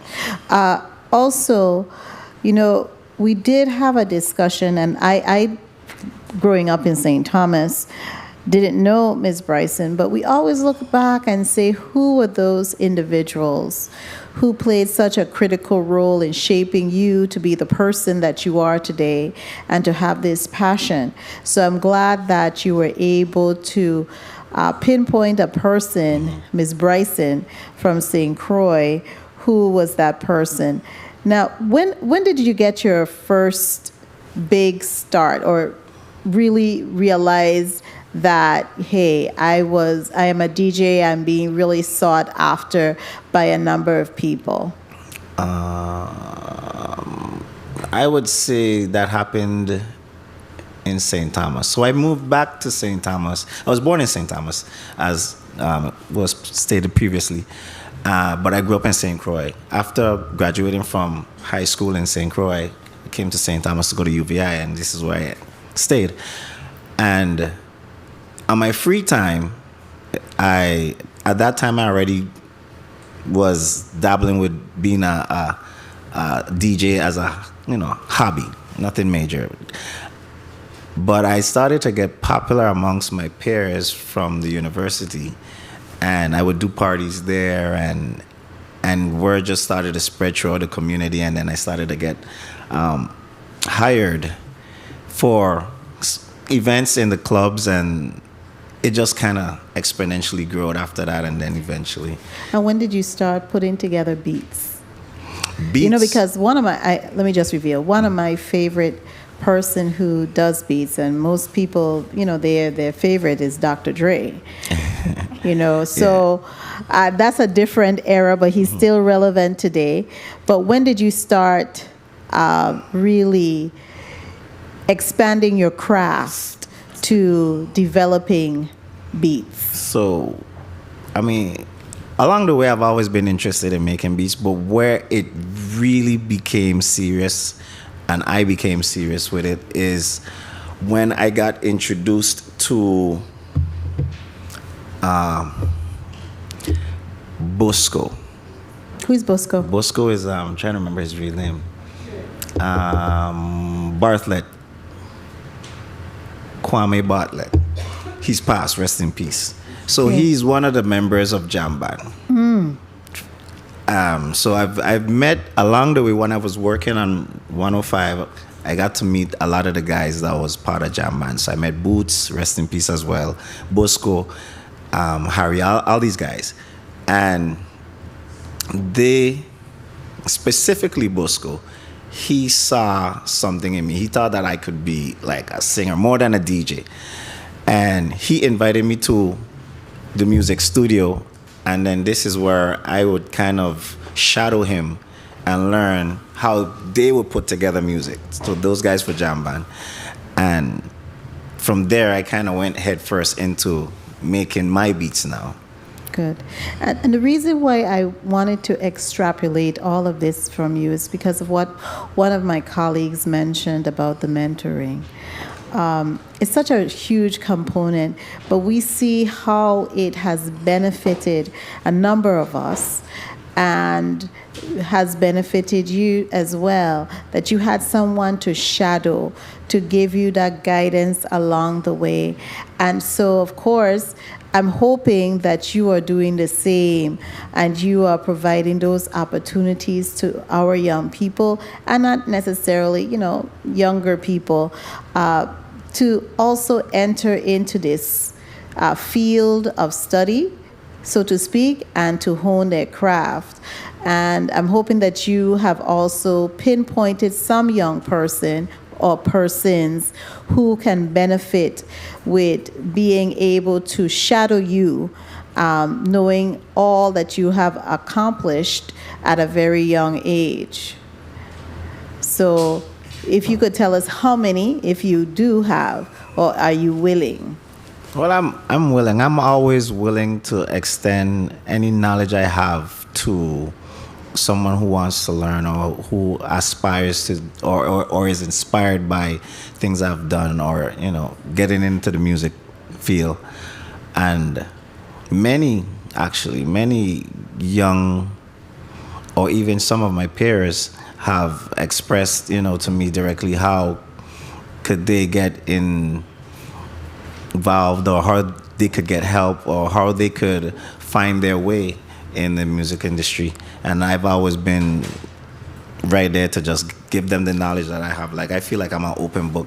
The stuff I've learned over the years, I didn't pay anyone to learn. So I feel like since I got that knowledge for free, I could pass it on for free. Okay, and my final question, on the business end, because we had Ms. Seeley mentioned that she actually, solicited your services based on her association with Kaleidoscope Troupe, Juve Troupe. Also, Mr. Baines also mentioned that he worked with you. Well, tell us about the business end. How have you handled the business end of it? Because it not only is just playing music, music also has that other end, which is the business. Right. And for you to be able to financially support yourself and others and the like, what did you need to be able to take care of that business end of the music industry? I've considered myself to be a very disciplined person in general. So when I realized that the services that I could provide could be an actual business, of course I registered it and got information and learned the proper business way of conduct. And then I just basically executed the same personal discipline that I had in my personal life with the business, and I've never really been put in a position where I wanted. I mean, of course, we could always use anything extra, but I've never really been put in a position where the business wants. Okay. Thank you so much for your testimony, and thank you for sharing your knowledge of how you got here, and also giving respect to your teacher, Ms. Bryson, for what she placed that little spark in you that has catapulted you into being honored here today, and which we are going to consider and vote upon. Now I'll recognize Senator Javon James Sr., the sponsor of the legislation before us, for your 3 minutes. Senator James? Thank you, Madam Chair, for the time. Greetings to the people of the U.S. Virgin Islands. It is a very humbling feeling to be here today and to bring this resolution forward, not because you're my friend, but because you truly deserve it. I know how to separate business from pleasure. You are our national treasure. Like how you said, Bunji Garlin is a national treasure. You are our national treasure. And we're not going to wait until something bad happens to you when you're in your deathbed to honor you. We're doing it here today. And I hope and pray with this new title that you will have before you, that you can utilize it strategically and effectively to continue to put the Virgin Islands on the map. We have many individuals who are defending the art and the culture. And as individuals may have the big high society jobs, every single one of them have to listen to music. I can't find that one person who do not listen to music, whether it's gospel or not. But it's something about music. And to be a great and effective DJ, you're basically a master of evoking emotions, getting into the person's mind and heart, and to bring people together. That's power, you know. So I salute you in everything that you have done, and I hope and pray that you receive the fruits of your labor. I hope you get endorsements from big companies, because you're no different from any other big DJ out there. It just is that you're from a small island. But this small island has produced or created a lot of talented individuals. And I had the opportunity to be taught by Miss Bryson as well. And in my first term, I brought a resolution to honor Miss Bryson. And it was a very humbling experience. Miss Bryson saved my life. I could have taken a different path in life and become a rude boy. But music saved me. Yeah, being honest, music saved me. I could have done other things, but being in that band room, and you know, some people say, oh, he's a party senator. So what? Partying and music saved me, because my first band started with Pompa. And Pompa could tell you, I know you're very good friends with Pompa. And I'm very proud to see what you have been doing. People that watch it simple. When you're here, yes, Avalanche play for the crowd, but when you see Avalanche on those big stage, you want to know, where this guy from? You think he's a Trini or a Grenadian or a Lucian? No, he's right here from the Virgin Islands. And before the day ends, or this block ends, I have a presentation or a slide to show my colleagues some of the major impact you had, not just in the Virgin Islands, but the entire world. And that's the reason why I'm doing that.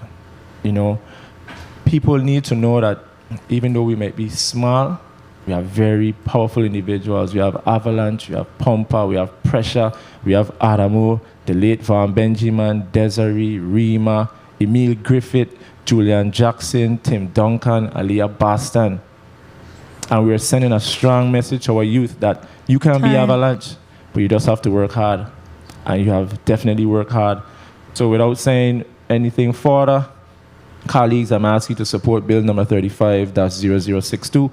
I also have an amendment, and I will be bringing it to the floor. Once again, thank you, Mr. Hodge, for all that you have done for the people of the U.S. Virgin Islands. Thank you.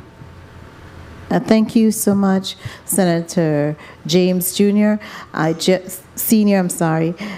Just went to media to see if they have that slide so we could pull it up. It's up on the screen. And do you want to walk us through it? And Avalanche, if you could just describe or explain to my colleagues what the slide is about. Okay, so this one on the screen right now is a performance I did. That was my second year on the Ubasuka Cruise, who was previously stated that's the largest Caribbean festival on sea in the world. And what's so special about this to me is at this particular event, people in the world got to recognize the Virgin Islands. Like people who were not familiar with Virgin Islands was asking questions about Virgin Islands. Because here I am, as you can see, on a boat in the middle of the crowd, and people are, you know, throwing their hands in the air to the music and just having a grand time. But the overall message that stands out to me, the most important thing is people recognize the Virgin Islands at that point. That's the same event. I think that's a different time, a different show, but the same event. And yeah, that's all from the same event, same thing. Yeah, that's me. Okay, this one is actually home. So we did this. That one is right in Polly Joseph Stadium. There was this Lionel Roberts. Sorry, I'm taking St. Croix. That is when we had a music festival here in St. Thomas. That slide is in Amsterdam, in Holland. So I was one of the few Caribbean acts chosen to play to a major festival. That's like 20,000 people, even though you can't see it. And I introduced them to our music and other Caribbean music over there in Europe. Yeah, that's another. That is in Atlanta for their carnival. So that was one of their biggest Caribbean parties. And I was basically in the crowd playing our music and getting everybody familiar with our style of music in the Virgin Islands. And as you can see, we were all having a good time. That's from the cruise again. That's from Europe. That's another Europe party. By the way, if you slide back to that one before, the guy next to me is another Virgin Islander, and the guy in the back is another Virgin Islander. So when you ask about mentoring and aspiring, I basically brought them along to shadow. You know, I also did the same with Adamo in the past. So those are the guys. That's Pumpa on the left. We should be familiar, fellow Virgin Islander, and that's Bungie, the guy that I produced the song with that won the award this year. We just took that picture because about 2 days ago we did a show in St. Martin, in their village.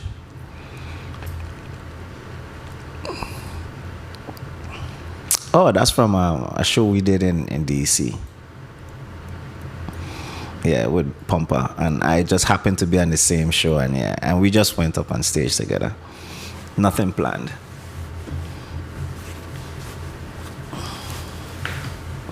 Okay, thank you so much for that very colorful and festive slideshow. It showed a lot of people having a lot of energy and, most importantly for me, fun. Good, clean, fun, enjoying themselves. One of my mottos is that you work hard, but play harder. Colleagues, we have come to the end of this block. I hear a motion. Senator James Sr., you're recognized for your motion. Madam Chair, I move to offer an amendment, and that's an amendment to Bill number 35-0062, amendment number 35-285. Bill number 35-0062 is amended. A, in the long title by inserting music producer after host. B, on page 1, line, technical amendment 9, strike out 5, replace it with 9, by striking everything after Jackie. C, by adding a new whereas clause at line 11 that reads as follows: whereas those efforts grew from a passion to a career and now a legacy. D, on page 1, line 11, by striking apostrophe S from Joseph's. E, on page 2, line 5, by striking he continues to, by inserting ED to host, and by striking has. F, on page 2, line 8, by striking has been and inserting was. G, on page 2, line 18, by inserting the before most. And H, on page 2, line 21, by striking and. I so move.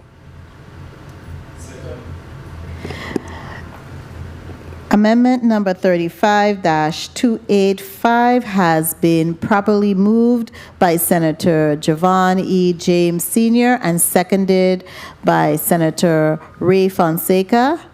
Any objections? Hearing none, so ordered. Motion. Senator James Sr., you're recognized for your motion. Madam Chair and colleagues, I offer Bill number 35-0062 as amended, a resolution honoring and commending Gregory Hodge, better known as DJ Avalanche, for his outstanding contributions as a disc jockey, radio talk show host, and entertainer, and presenting to him the official key to the Virgin Islands, be voted on favorably in the Committee on Government Operations, Veteran Affairs, and Consumer Protection, and be forwarded to the full body for further consideration. For the committee and be voted on favorably in the Committee on Government Operations, Veteran Affairs, and Consumer Protection, and be forwarded to the Committee on Rules and Judiciary for further consideration. I so move. Bill number 35-0062, a resolution honoring and commending Gregory Hodge, better known as DJ Avalanche, for his outstanding contribution as a disc jockey, radio talk show host, and entertainer, and presenting to him the official key to the Virgin Islands, as amended, has been properly moved by Senator Javon James Sr. and seconded by Senator Ray Fonseca and Senator Milton Potter. Roll call on Bill number 35-0062 as amended.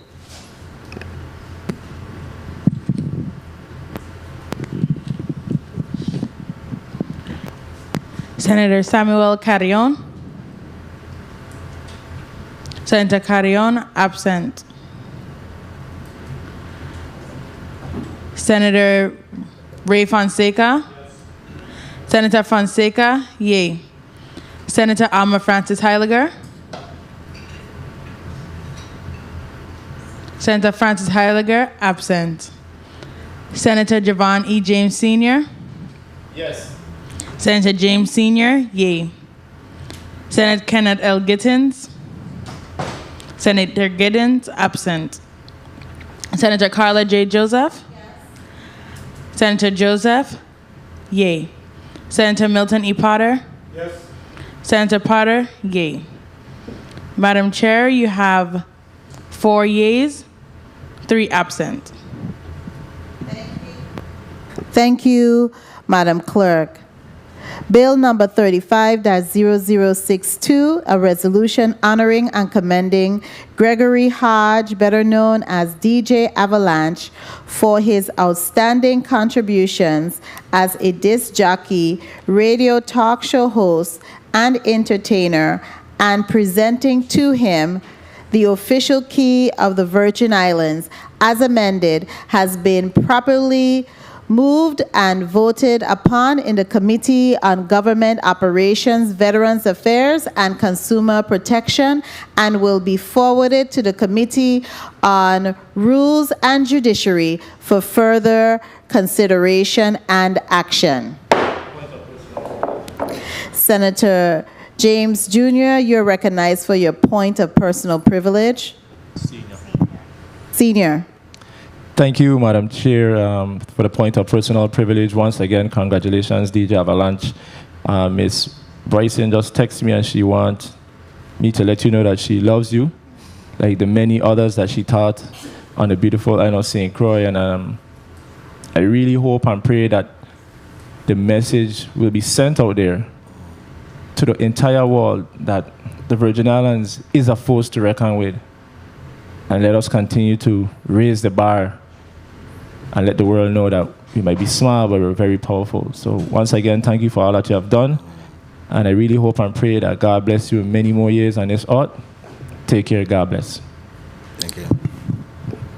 Thank you, Senator James Sr.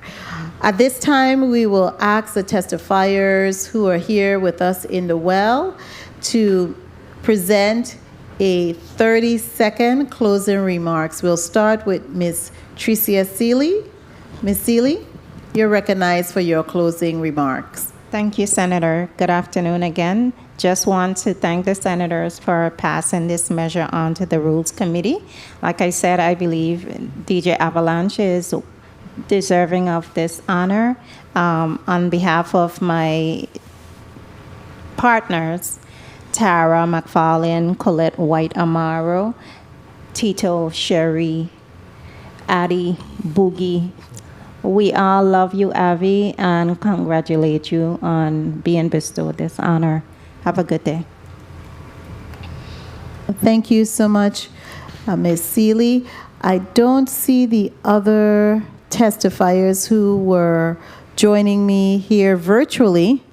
So at this time, Mr. Hodge, I'll ask you to present some closing remarks, 30 seconds closing remarks.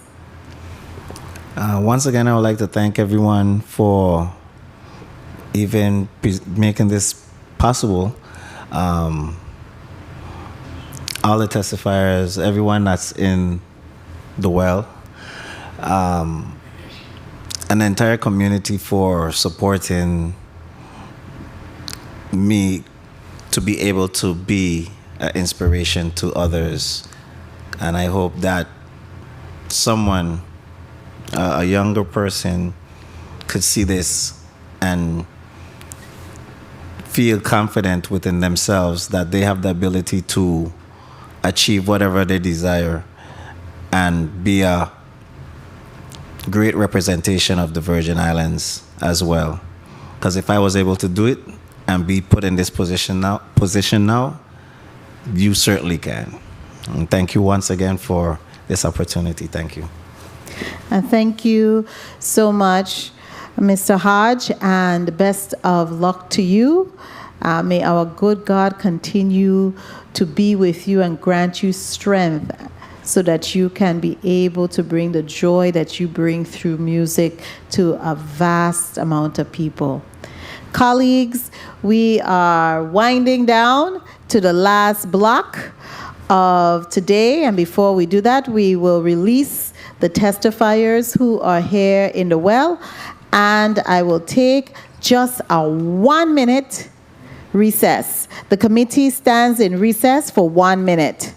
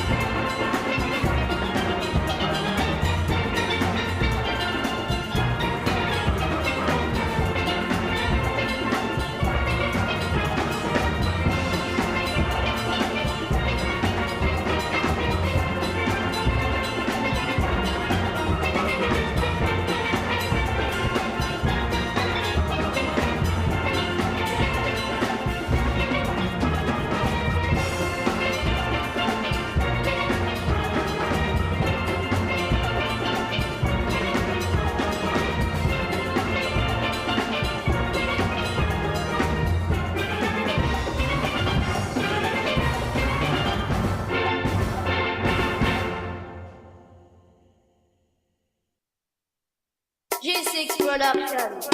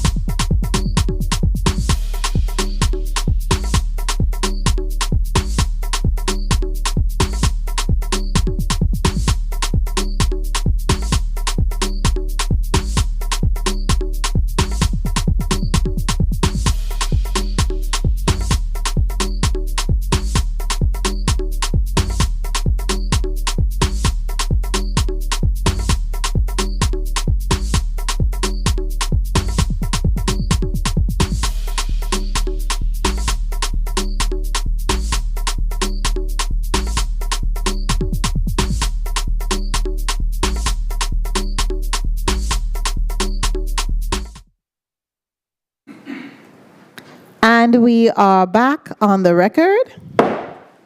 Madam Clerk, kindly read into the record our last block on today's agenda.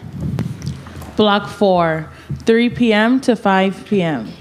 The committee will receive testimony on the operations of the Virgin Islands Lottery, included but not limited to enabling law and jurisdiction, current department challenges, and plan of action to resolve challenges. The invited testifier is Mr. Raymond Williams, Executive Director of the Virgin Islands Lottery. Madam Chair, this ends the reading of today's agenda. And thank you so much, Madam Clerk. Today we have before us the Virgin Islands Lottery, and I believe you last appeared before the committee in 2021. And first, I'd like to acknowledge the director for the lottery, Mr. Raymond Williams. Mr. Williams, welcome. Good afternoon, Senator. How are you doing today? I am doing well. Super. And you have with you a number of your staff here. Would you be so kind to introduce them to us? Sure. So starting on my left is Mr. Lamar Jacobs. He's our Director of Investigations and Security. My Deputy Director, Executive Director, Mr. Dwayne Benjamin. To my right is my CFO, Ms. Shalyn Proctor. And to her right is our IT Director, Mr. Enoch Noel. Thank you. You may now proceed with reading your testimony into the record. Certainly. Thank you for this opportunity. Good afternoon, the Honorable Carla J. Joseph, Chairperson of the Committee on Government Operations, Veterans Affairs, and Consumer Protection, members of the committee, and other senators present.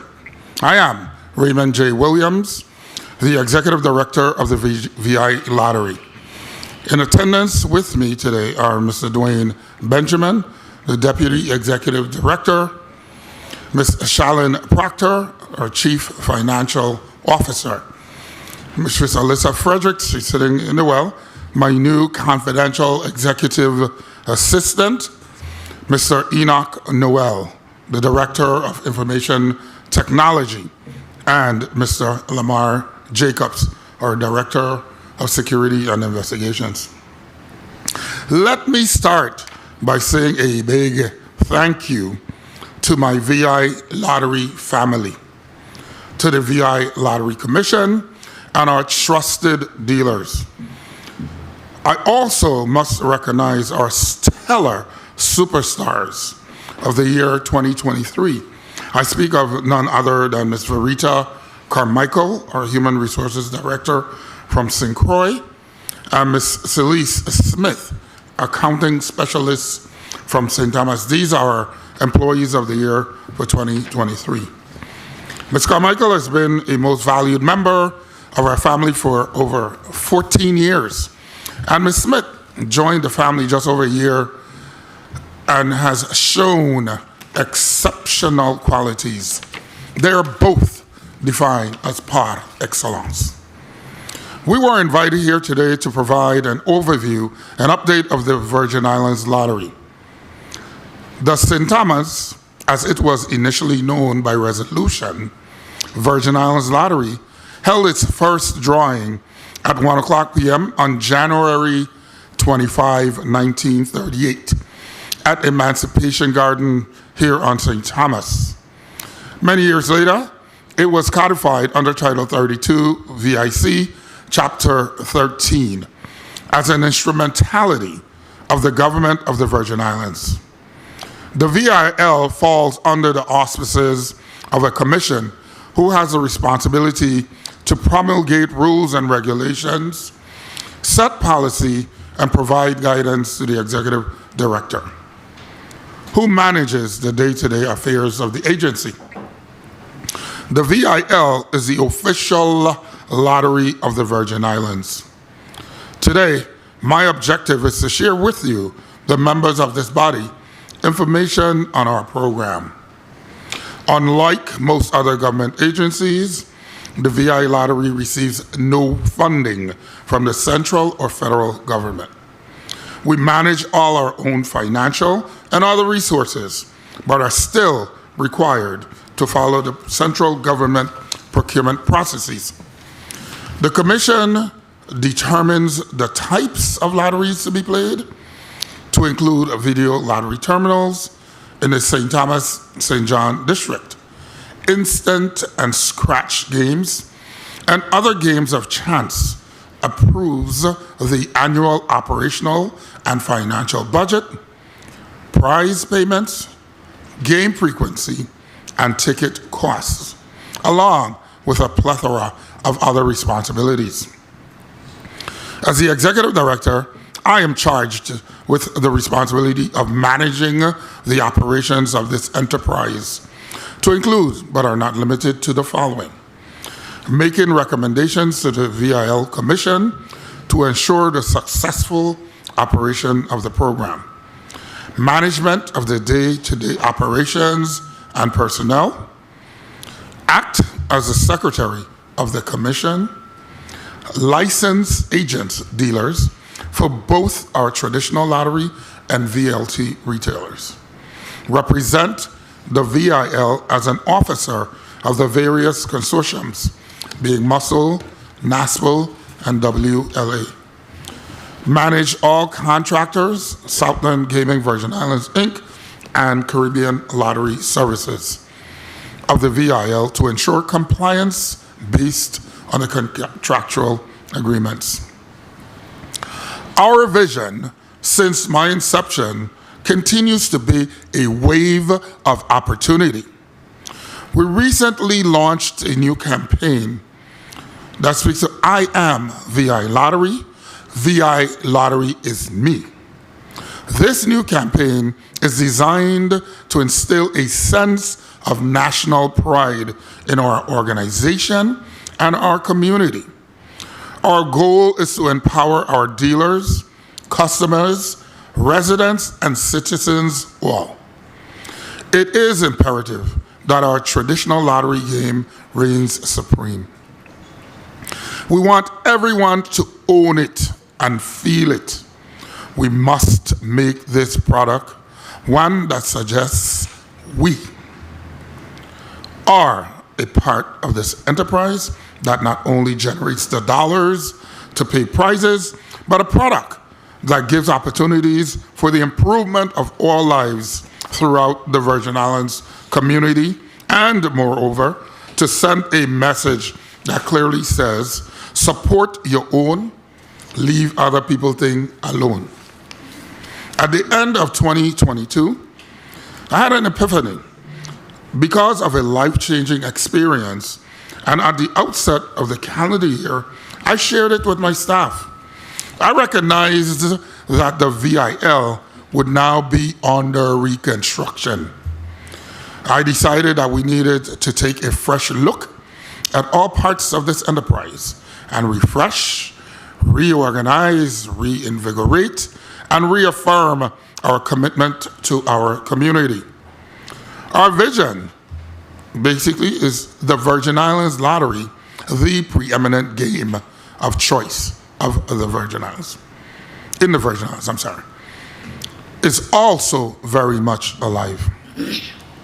Thus far, for FY23, we have made all mandatory required payments to the various government agencies, to include the GERS, Departments of Human Services and Education, utilizing revenues realized from our various games and contractors. It is our intention to continue to make these required payments in a timely manner. In short order, we will be sending to this August body, via the Office of the Governor, amendments to crucial legislation that will improve our enforcement capabilities. Allow me to highlight a few of our accomplishments. Approval and implementation of a memorandum of understanding between the VI Lottery and Tennessee Lottery, Education Lottery, to host emergency draws if we were to experience a storm event and cannot perform the Powerball and Mega Million draws.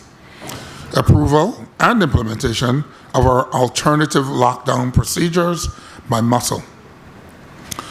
We successfully completed Muscle's review and audit of our multi-state games.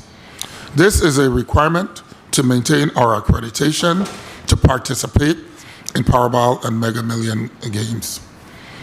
In FY20, our FY20 financial audit, which had no outstanding findings, we are steadfast in our goal to complete the FY21 financial audit shortly.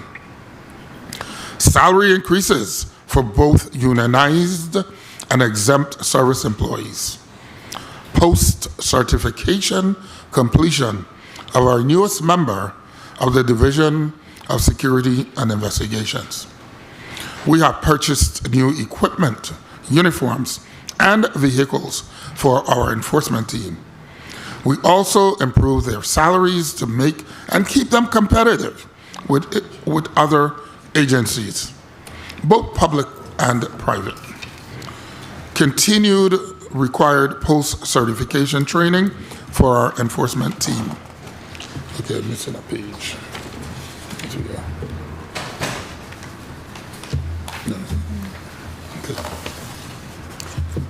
The rollout of Caribbean Numbers games. These are games that will eventually eliminate the illegal games being played in our communities. These games were launched back in February of this year.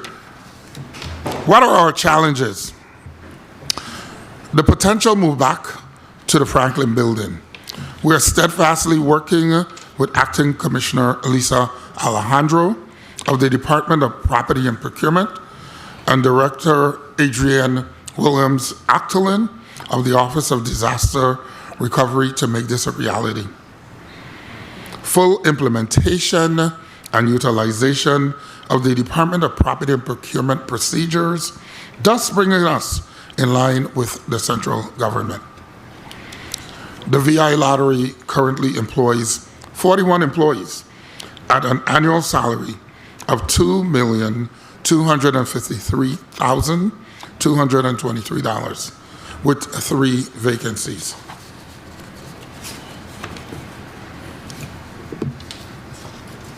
These are just a few of the highlights at the VIL. We will continue to ride the wave of opportunity while maintaining our vision of making the VI Lottery the preeminent game of choice. I will now ask our CFO to present our FY23 year-to-date financial report. Thereafter, we'd like to share a few videos highlighting our Caribbean Number games. One of our sponsorship recipients is called the YES program, and one of our enforcement initiatives, and we added one of an activity that we had yesterday, Carnival in the Gardens. We will stand ready to answer any questions. I want to thank you again, Senator Joseph, for this opportunity to highlight our enterprise. Thank you. Good afternoon, the Honorable Carla Joseph and other senators present. I am happy to report that the financial outlook for the 2023 fiscal year is off to a great start and looks bright. The revenue report for February 2023 is as follows. The traditional lottery game generated $4,993,247, which is a 54% increase of the budgeted amount and a 10% increase over the previous year. Likewise, we have seen an increase in revenues from Southland Gaming to the amount of $841,543. We anticipate further growth of revenue due to the economy becoming more normalized. Caribbean Lottery Services also saw an increase in revenues of $105,438. With the introduction of new games and products, we anticipate continued growth as well. Total revenues for fiscal year 2023 show a 9% increase from the previous year at this same time. Total expenses for fiscal year 2023 show a 17% increase from the previous year at this same time. The Virgin Islands Lottery has paid more prizes this year than last year at this time due to the increase in revenues. More has been paid out in mandated transfers. Upon satisfying all monetary expenses, inclusive of salaries, the Virgin Islands Lottery realizes a profit of $1,621,085 for fiscal year 2023 thus far. I anticipate the financial outlook of the Virgin Islands Lottery to continue growing for the remainder of fiscal year 2023. Thank you. Did we show the videos now, or? Yes, you may proceed in showing the videos. Do you have the remote, or the video is just constant? It's in the Okay. media. Do you need a remote to play the video? It's a constant video. Okay, media, kindly proceed with the video. It is my duty to target, identify, and disrupt any illegal lotteries not sanctioned by the Virgin Islands Lottery. Recent data from a study shows we are currently losing $80 million a year from illegal lotteries that are unsanctioned and unregulated. The Virgin Islands Lottery Division of Security and Investigation is taking a proactive approach as we target and disrupt illegal gaming in the territory. We have partnered with the Department of Justice as we strengthen our laws. We utilize the good relationship that we have with our first line of defense, which is our dealers. Justice will be served to those who continue to support illegal gaming. If you are aware of any illegal activity, you can leave that information on our website, www.winusvilottery.com, or you could leave a tip on our tip line at 778-6360. Support, report, defend.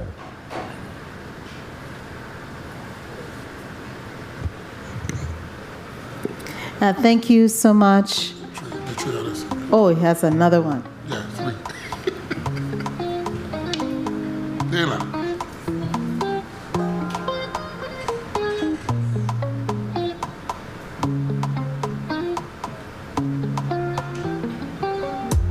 We want to give a big thanks and shout out to Director Williams.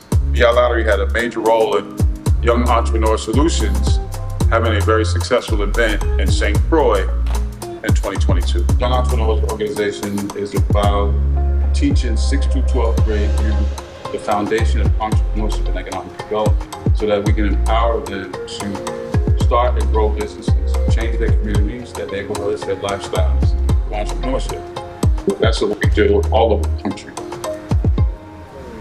I am Raymond J. Williams. I am the Executive Director of the Virgin Islands Lottery. The VI Lottery was founded by legislation to create an enterprise to give opportunities to people who did not have jobs or skill sets to hold a regular job. Lottery is about entrepreneurship. Each of our dealers are entrepreneurs. They run their own business and we license them to sell our product, and they get a fee for doing so. The VI Lottery has created not just entrepreneurial opportunities, it has helped to fund many things here in the Virgin Islands. We're proud to do what we call mandatory transfers. We give money to the Department of Education, we give money to Human Services for pharmaceutical programs for people who cannot afford to buy medications. We give money to the government employees retirement system in the tune of almost $3 million a year to give the money to annuals as a bonus to them. We do things for arts, we do things for sports, we do things for education. You name it, the Virgin Islands Lottery does it. Just like the tide goes out and it comes in, we refresh, we rebrand, we renew every single day. We're not designed to be a for-profit entity. It's more of a pass-through entity to do things for everyone in our community. When you play the VI Lottery, everybody wins. My heart is always overjoyed when I speak about the VI Lottery. I want to big up my staff for what they do. They make sure that the product is available. So play to win, naturally, but even if you don't win, the community wins. And that is what the VI Lottery is about, a wave of opportunity.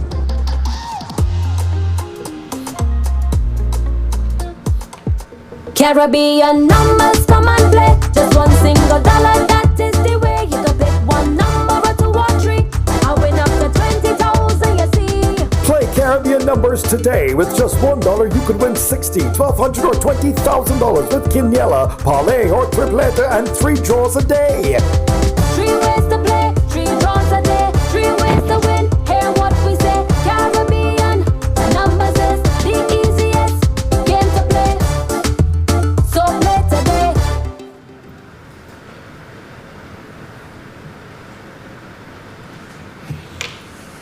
Everyone out here to put your hands together for Mr. Dylan Hodge and Mr. Dylan Bernier. Because of these young men, 2 lives were saved. Okay? I think that's a huge thing. And I want to say thank you to my staff for the idea that we get an opportunity to not just present you with something, but the opportunity to help showcase your heroism. Gentlemen, God bless you guys. I wish you the best in your future. And always remember, you saved a life. It's amazing. It's like, I can't even describe it in words. But I want to say thank you again for what you did. On behalf of the Virgin Islands Lottery, where everybody wins, today you are our heroes. Our heroes, Virgin Islands heroes. True to that. Thank you again.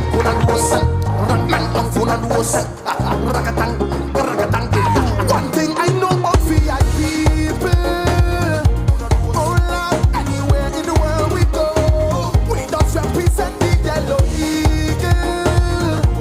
Oh yes, we must represent for sure. One thing I know is that they can't jump up like we, that they can't wind up like we, is that they can't wind up like we, they can't stop the party like we, they can't get on dirty like we, don't represent the country like we. So put your eagles up in the sky and wave in the air, in the air, in the air. Make me see the eagle them flying and wave in the air, in the air, in the air. Once the VI got around, yeah. Plenty massing down when we come down, everybody jumping up and down. Plus we gon' drink up all your rum, yeah. No, we don't watch no face, we taking waste. Don't play with the man where you from, no. Anywhere we go, it's fine to them. Fighting from the till the night, you know. We tired, but we still surviving, you know. It's fine to know. Yeah, we just come out alive, you know. That's it. Thank you. Thank you so much. And it's a very appropriate ending, especially given the moment that we are celebrating our 71st St. Thomas Carnival with that beat. I really appreciated viewing all of the work that the VI Lottery has done. Colleagues, we have the VI Lottery before us, and we also have their testimony. We will begin our line of questioning with 1 round of 5 minutes. We'll begin with Savanero, Savon-born, Bovoni raised, Yes, yes. Savon-born, and Bovoni raised Senator Ray Fonseca. Yes. Blessing and pleasant good afternoon. Thank you, Madam Chair. And welcome to the testifiers. Mr. Williams, Mr. Benjamin, Proctor, Fredericks, Noel. You know, this is a real great group we have here. I was going through your financial statements, things looking real good. You know, it's 54% increase over the budget from last year. You paid more prizes out. You have a net income so far after just 2 months of 1.6 million. I mean, you're doing about $810,000 a month. You project that for a whole year, $9.7 million. I see you're giving out money like Santa Claus. All kind of agency. This is good. Congratulations. This is very good news for the community.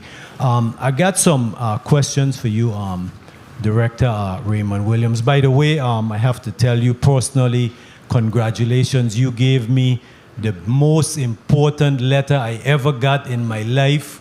When you gave me that letter, say I want a seat in the legislature. Thank you very much, brother. That was that's the best letter I ever got in my life. You're welcome. Okay, let me ask you some questions here, right? What do you do for what are your programs for like addiction for those who you know just can't help themselves? So there's primarily under Southline Gaming, we have what's known as a problem gaming feature aspect. They run a series of commercials. They provide, I think it's a local number for persons to call. As part of the various consortiums, MUSCLE is multi-state lottery. You have NASPL, it's a National Association of State and Provincial Lotteries, and then you have WLA, that's a World Lottery Association. So under the auspices of all of those three organizations, there are opportunities for us to, bring in those resources to help throughout our community. In my tenure, and I would plead ignorance to the contrary, but I don't know of any specific individual that has ever been brought to my attention that we've had a major issue of that sort with. And you have excellent staff, you know, that's always so important, you know, and I've been noticing that, right? We see that also in the education and also in public works, all of those areas that's real shining. You have a good boss and you have good staff. Moving right along, I know you had the big draw today, the 500,000 draw. I got a sheet. When I get home, I'm going to see if I won. I had a tree. Madam, can you please hold me? Okay, good. Okay, yeah, so can you give me some ideas on how the VI government can earn some more revenue from the lottery? Okay, so that's always one of my greatest fears. That our agency is a pass-through agency, so by law there's certain mandated transfers that we have to make. In addition to the transfers, we do just a large volume of sponsorships and donations and promotions. If we make $1, out of that $1, a certain percentage of that $1 goes to all of those mandatory transfers. If we make $1 billion, the same percentage goes to those agencies, and it gives us an opportunity to even spread the wealth even further. In terms of your specific question as to how do we give back more, I think the fact that how the transfers are set up in Title 32, Chapter 13, it clearly delineates how that money is utilized. So I wouldn't change any of that stuff because the more we make, the more it goes out anyway. Mm-hmm. Yes, and I analyzed your total salary. I noticed it's $2,253,000. You have 41 employees, so that means your average salary is about $54,596, which is good. It shows that you're taking good care of your employees, and that's why you're doing so well. you are paying your employees very well. And that's so important in the entire government, that we are able to pay our employees, because at the end of the day, we need to be able to make enough income from our jobs to be able to provide for our family. So that's very good. I'm very proud of that. The horse racing now, I want you to give me just detail for me how the territory benefits from the horse racing legislation. Okay, so since the law was amended and the promoter, the governor bifurcated the two entities, I mean, VIGL, instead of them having to construct and promote and all those things here on St. Thomas, there was a settlement agreement because we were sued by Southland Gaming basically on what they claimed to be infringement. That was settled. And now the new agreements, there are two agreements. There's a settlement agreement, and then there's the other contractual agreement that gives them quite a few more years of extension to the contract. What happens with our regular retailers, we pay cash in, cash out, our net revenue, 22% of the net revenue that comes in goes to the retailer. In that specific settlement agreement, that share in revenues is a little bit different. I can't give you the numbers because I don't remember it off the top of my head, but what now happens is that VIGL still will promote. Southland Gaming is going to build out the facilities. We're still required to manage and regulate that specific piece, similarly to what we do with all our other retailers. Okay, and one other thing I wanted to ask. Okay, so right now, if you win, what is it, $1,250 tax comes out, how is it? Charlene, one second. Yes, what is it, $1,250 the tax come out? The check. How much is it? Okay, so you're talking about a traditional lottery, or are you talking about no, I talk about the revenue? VLT, the VLT. 25%. 25%. Okay, so how would you know, say you win $2,000, they take out 25%, right? No, it's anything over $5,000 is taxed. Okay, so then when you go and file your tax, you would claim that as already paid in, right? Pretty much, yes. Okay, I wanted to clarify that because one of my constituents asked me about that question. So it's so encouraging that this agency is doing so well and helping out all of the areas. Give us a little bit of information on what you do for education with the money that goes to education. Before you proceed, Mr. Williams, I just wanted to alert Senator Fonseca your time was called. Oh, I'm sorry, Madam Chair. So that you are managing the time properly. Yes. Would you like to have this as your wrap-up question? Well, yes, Madam Chair. I was so, I know you were engaged so in this. involved in Yes. your questioning, Thank and you. I'm glad that we were able to pull out some questions out of you for this committee meeting. That's very applaudable. So, On the if chair's you, time, Madam Chair. so Mr. Williams, be kind enough to answer the question. Education, how the money goes to education. Thank you, Madam Chair. Like our other transfers, education, we give them a lump sum amount of money. What they do with it, I don't know specifically. I know I've heard talks about trying to determine how those money should be utilized, but we don't determine what they do with the money. And if the chair could just follow up on that question, how much, and Ms. Proctor may be able to give us the answer, how much have you transferred to the educational fund for this fiscal year thus far? For fiscal year 2023, $535,000. Speak into the mic, and remember, Ms. Proctor, to say your name before you speak. Good afternoon. Charlene Proctor, Chief Financial Officer. Thus far for fiscal year 2023, we have paid $535,000 to the educational fund. 500.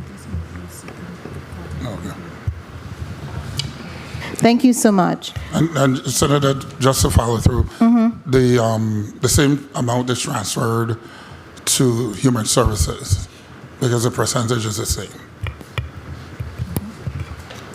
Thank you so much for that clarification. The chair will now recognize Senator Milton E. Potter for your 5 minutes. Thank you very much. Thank you. Thank you very much, Madam Chair. Good afternoon to you, Executive Director Williams, and Good afternoon. And your team. What is the payout to the various agencies? What percentage is that based on? Is it? When you said the various agencies, I mean, like you just mentioned Department of Education. okay, those are mandatory transfers, right? Okay. Yeah, sure. Charlene Proctor, Chief Financial Officer. Education Initiative Fund and Pharmaceutical is 15%. 15%. GRS is 10%, and horse racing is 3%. Okay. Kudos to you, Executive Director Williams, for running a pretty tight operations from what I can see here. Thank you. What is your greatest concern? Is it the issue of those unsanctioned games? Absolutely. How do you determine that you lost potentially $80 million? How was that? What kind of math is that? So I'll just say that, and then I'll yield to Director Jacobs. But several years ago, there was a white paper done that spoke to the amount of revenue that goes outside of the territory to something I think of like $80 million, yes, something in that neighborhood. So, the vexing problem is that being able to, and we can talk about that if you'd like, but there's also opportunities with our Caribbean numbers. We have created those same exact games that are now legal and being played legally in a territory. And those games too are taxed when you play and win. Okay. Are those games as lucrative as the off-the-books game? They're the same as designed the same way, yes. Excellent. Oh yeah, but thanks to it, our payouts are better in certain instances, and yeah, they are taxed. So. Excellent. Mentioning your testimony, Edie, that you manage, a part of what you do, you manage all contractors of the Virgin Islands Lottery to ensure compliance based on contractual agreements. How does that, how do you actually do that? How is that? So I think we have probably one of the best relationships with in the government with our contractors. We frequently speak to each other. We meet. We discuss ideas. And for example, the Caribbean numbers was something that arose from trying to find a way to counter the illegal games outside of just trying to lock up everybody. Okay, you arrest them, you process. 10 minutes later, they right back out. So, this is one of those examples of how we do that. Okay. Tell me about your relationship with Tennessee. Just reading your presentation, I just heard Tennessee. You're engaged with them for, what did you say? Yeah, Tennessee Lottery Education. To host the emergency draws. Right. So, what happens in the Mega Million, and Powerball drawings? Those drawings actually take place in Tallahassee, Florida. Okay, using the same equipment we use here, the random number generator, but each state that's a part of the consortium has to balance and reconcile the same information. So our staff goes in generally around 10:30, 11 in the evenings, and once the draw takes place, they receive the information. They got to make sure it is accurate and reconcile, and then that's how that process works. If it's out of balance, then that becomes another nightmare because, you would not know what state is out of balance. I would know because I'm a member of the consortium. But until such time as every state balances, our staff literally stay in a lockdown room until that process is resolved. Sometimes it could be 5-10 hours. You never know. So yeah, that's how that works. You mentioned Tennessee in particular to host emergency draws. That's where I was. Okay, so because how did you select Tennessee and? Because being a part of Muscle, when that initiative was started prior to me, but we were the ones that brought it to fruition. So at Muscle, there are various committees within Muscle. There's ComSci that deals with specific rules and regulations. So they would, at one of those meetings, a determination was made that Tennessee fit the best model to do those draws for us. Gotcha. The commission, who are the members currently of the VI Lottery Commission? The director of OMB, Ms. Jennifer O'Neill, the finance commissioner, Ms. Mercedes Bruce, Mr. Lloyd Daly, he is a dealer rep from St. Croix, Mr. Finch, Vernon Finch from St. Thomas. Okay. My final question, if I may, Madam Chair. Only because you're always respectful. Thank you You so may much for that. proceed. No, you mentioned that your vision is to make the VI Lottery the preeminent game of choice in the Virgin Islands. Is that not the case now?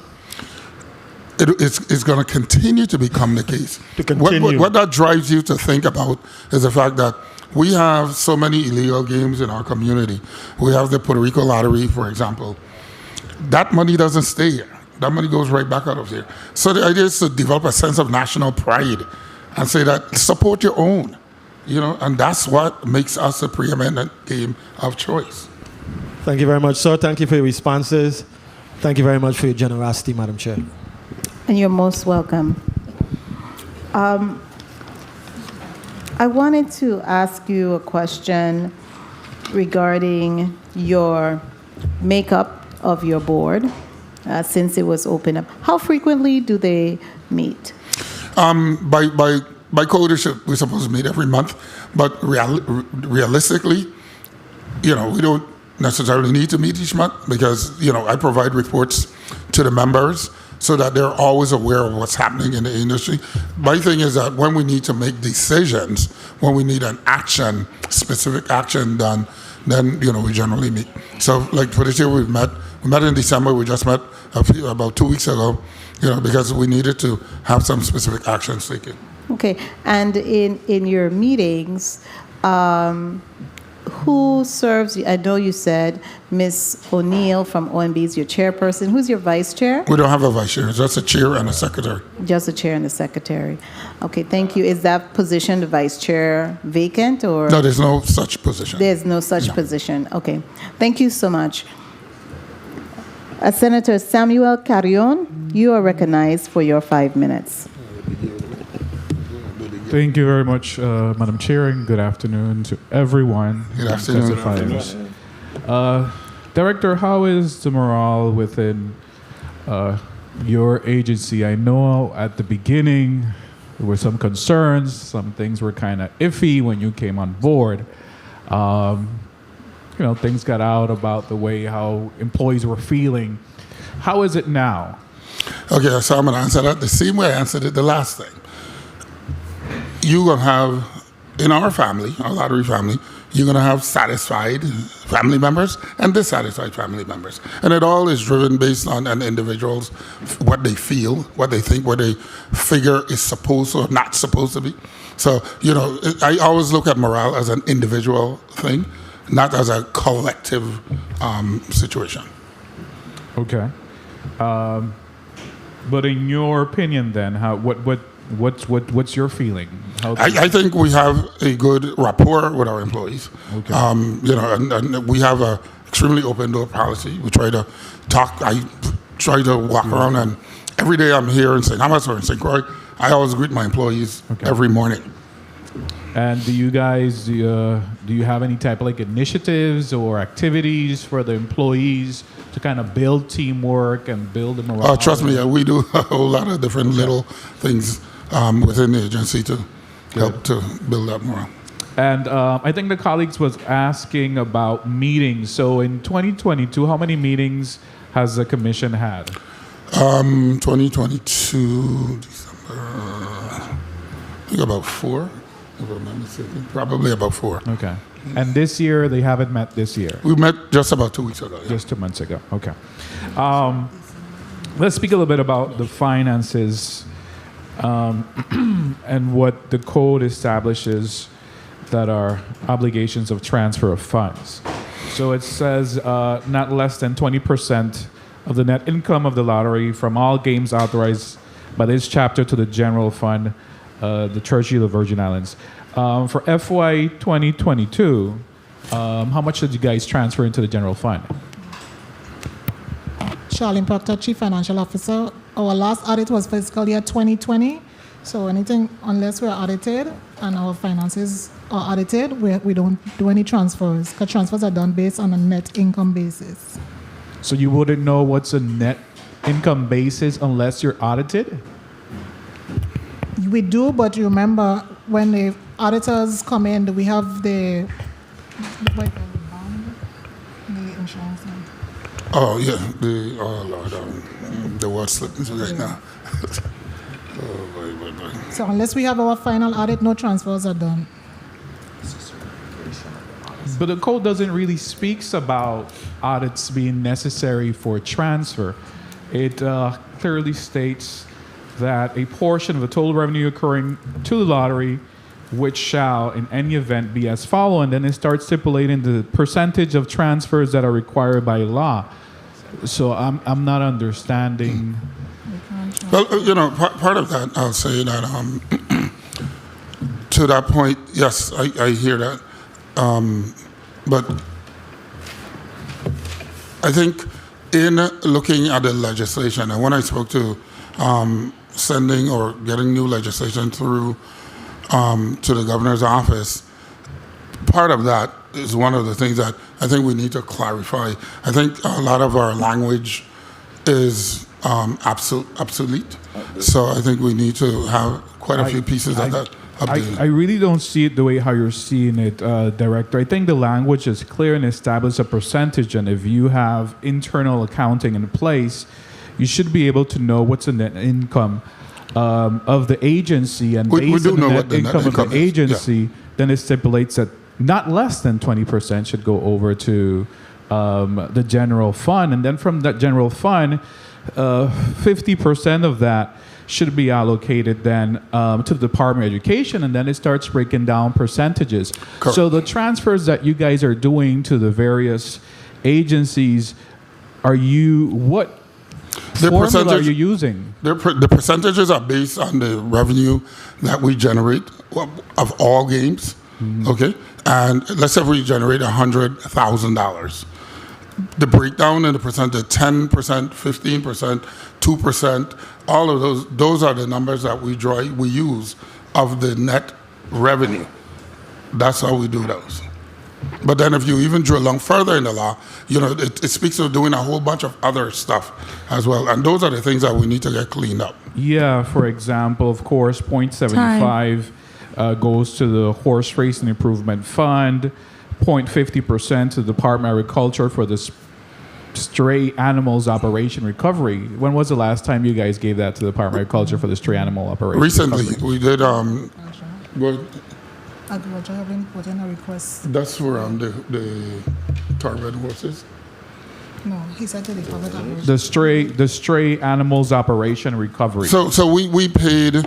Agriculture will send us the information for, I don't remember the name of the organization, but Golden Age Ranch, and I think there's another one. We have a new one on board. Yeah, there's another one. And they'll send to us the certification and say, okay, this is those entities, and we would write a check to those entities for that based on what the code speaks. Well, I know this is not finance and budget today, but from what I'm hearing, you guys have your own process or formulas for distributing these funds that are not in compliance with the code. I don't think that's accurate, but anyway. Sorry, Madam Chair, just in closing, from your response, Director, you are telling me that the departments tell you who to give to and what to give, but the code speaks about percentages. And we do the percentages. We do the percentage. It's just that the certification comes from agriculture, and we write the check to the agencies, to the entities rather. My time has been called, so I won't press more on this matter. Thank you, Madam Chair. But I can. And I thank you so much because those were some of the line of questioning I have. The code is very clear. I have it highlighted. I've been in communication with the director, the executive director here. The code doesn't say that agriculture has to send you a bill or invoice. The code is clear to say that 0.50%, and I'm just speaking for the stray animals, to the Department of Agriculture to be used for the stray animal operation and recovery. And so it doesn't say that they have to send, you are to transfer the money to them and account for how much you transfer. They shouldn't have to send you an invoice. So it's how you are interpreting it, and it's not accurate in my sense. I don't see that it tells you that what process. It says to transfer the money. How do you get an invoice from the government employees retirement system? No, those are all based on the percentage. But this is a percentage Right, as I well. get you. I understand, Okay, yeah. this is a percentage as well. So if you are not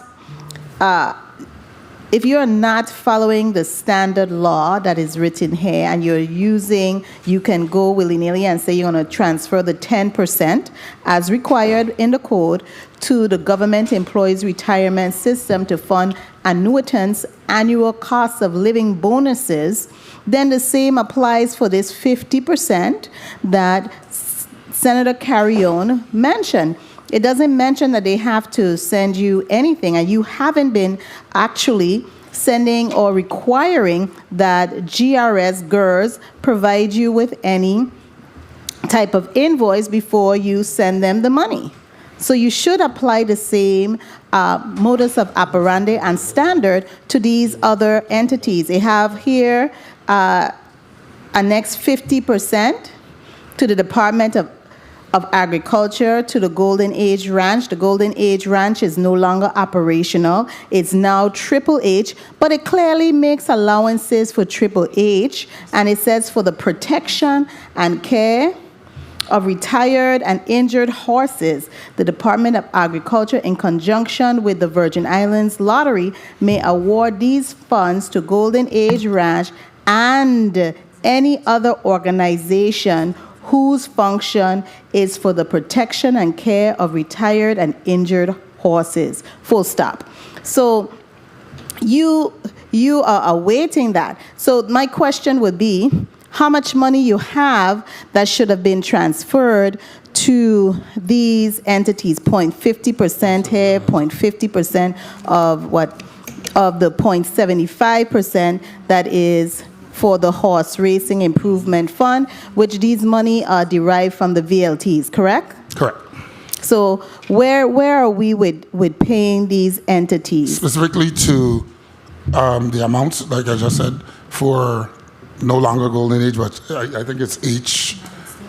It's Triple H, but it shouldn't matter which entity. The money is supposed to be transferred to agriculture.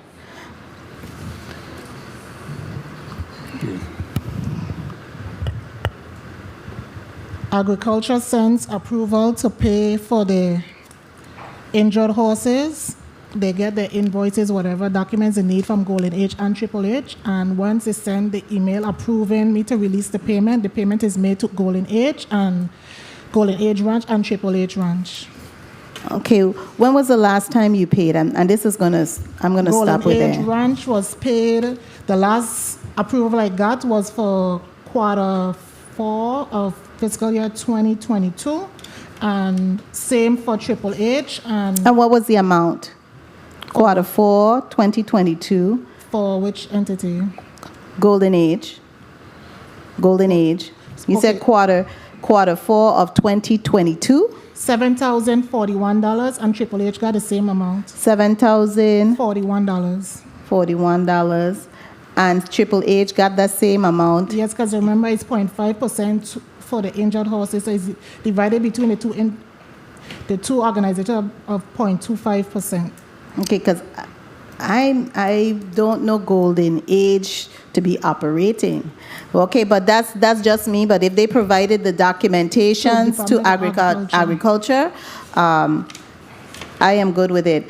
We have the next person, next senator, actually, who is recognized for their 5 minutes is Mr. President, Novell E. Francis Jr. Before you speak, Senator Francis, I'd like to recognize the presence of committee member and Majority Leader, Senator Kenneth L. Gittins. Thank you for joining us. Mr. President, you're recognized for your 5 minutes. Thank you. 1, 2. Thank you very much, Madam Chair, and good afternoon to you, and good afternoon to the fine folks from the Virgin Islands Lottery Office, and of course, good afternoon to the people of the Virgin Islands. Good afternoon. I'm deeply saddened by the news of Judge Eileen Peterson's passing earlier today, and I just want to take this opportunity to, again, wish and extend my condolences to her family, friends, and loved one. There's no secret that Judge Peterson was very near and dear to me, and certainly I'm happy in the fact that we had at least recognized her several times, but most recently in the name of the Casino Commission in her honor. So, hearing this discussion about the pass-through and sending money to agriculture, I'm very comfortable in us being able to pay those individuals directly rather than sending money to agriculture and they get caught up in the financial maze. All right, so I just want to put on record that situation.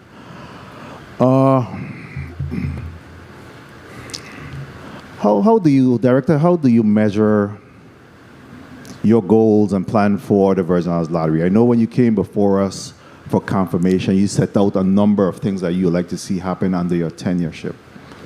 Where are you with your phases, and how do you measure the effectiveness of these initiatives that you have put forth? So, thanks for that question. When I think back 4 years now, what the product and enterprise that we had in place over that 4 years, we were able to transition the way we do our draws. We were able to transition from having our tickets printed by a company out of Puerto Rico to the point where we do that in-house. We only print what we sell.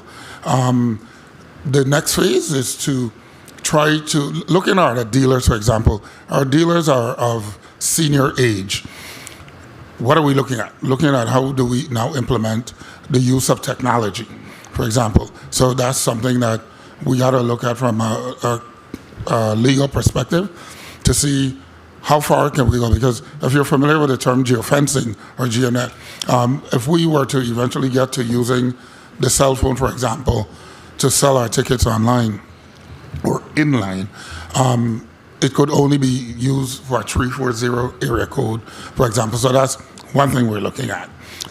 In terms of other strategies, with the advent of the new games, for example, that too is part of that overarching goal and vision to get us to a place where that illegal activity, we can bring that down, education, enforcement, marketing. All three components collectively. Very well. So in the essence of time, you're checking off the boxes and right. You're pretty much comfortable and satisfied with the progress that you're making. I'd like to do all that stuff a lot faster, but Yes, we all do around here. In respect to the new game, the Caribbean numbers, what is the take that you're seeing in terms of a response from the community and that particular game? Well, it's brand new. It just started in February. It just rolled out in February. But it's slowly catching on. A lot of people play the illegal games. I don't expect those people are going to jump over the fence immediately. But a lot of people, when they go to play like this instant scratch games, that happens right at the same time. So, you see something new, you try a thing, yeah. So you keep talking about these illegal games. And obviously, you have some concerns about the illegal games that's happening in the territory. And we have heard this from a number of previous directors as well. Do you think the time has come for us to really perhaps embrace these illegal games, tax them, and be able to collect some money on them? Well, that's exactly what we're doing now on those games. Palais, Quinella, Tripleta. We literally, by rolling out these new games on a legal perspective, based on the percentages that are won, there's a certain percent of tax that would be paid to the government as well. So we're making some inroads on the illegal games, you're saying? I think so, because we started a program recently in, I think it was in January or February. So we're hoping to see that curb shift. And again, talking about illegal games, have you been able to ramp up? And I know that your Chief of Enforcement, Director of Enforcement is here. I know that there is some legislation that's also required for us to really step in that direction. Is there anything that's real glaring that you believe this body should undertake in the immediate future in order to, again, give you the enforcement authority? I'm going to yield to the director, but from the legislation perspective, that piece of those amendments are almost completed. I said earlier, and that we are going to be, we're working with the AG's office, the governor's office, and some other attorneys to fine tune what it is we want. I'm going to yield to Director Jacobs. Good afternoon, Lamar Jacobs, Director of Security and Investigations, Virgin Islands Lottery. With respect to embracing the illegal games, we're not really embracing them, so to speak. We're trying to replicate the versions that we would like to push out to the public, because these illegal games are actually open doors for bigger illegal activities such as money laundering, drug trafficking, gun sales. So we're not trying to, and human trafficking as well, we're not trying to embrace them. As far as seeking more help, we definitely need this body to help us put more teeth in our legislation in form of strengthening the law. Because if these guys are, I'm telling you, $80 million a year, we have had seizures where one individual has maybe $6,000-$7,000 on them, and when we carry them before the courts, it's just $200 and they're gone. So, well, again, this senator is poised in us being able to address some of those issues. We are bleeding money out of this territory, and I think that the time has really come for us to start to take a better look at that and put some safeguard in place. My time has been called. Again, we're in full support. Madam Chair, can I just wrap up with one final question? I just saw my note. You may proceed, Mr. President. Thank you. You're so kind today. In respect to, you spoke about the recipient agencies or those individuals that receive the pass-through, well, the mandatory transfers.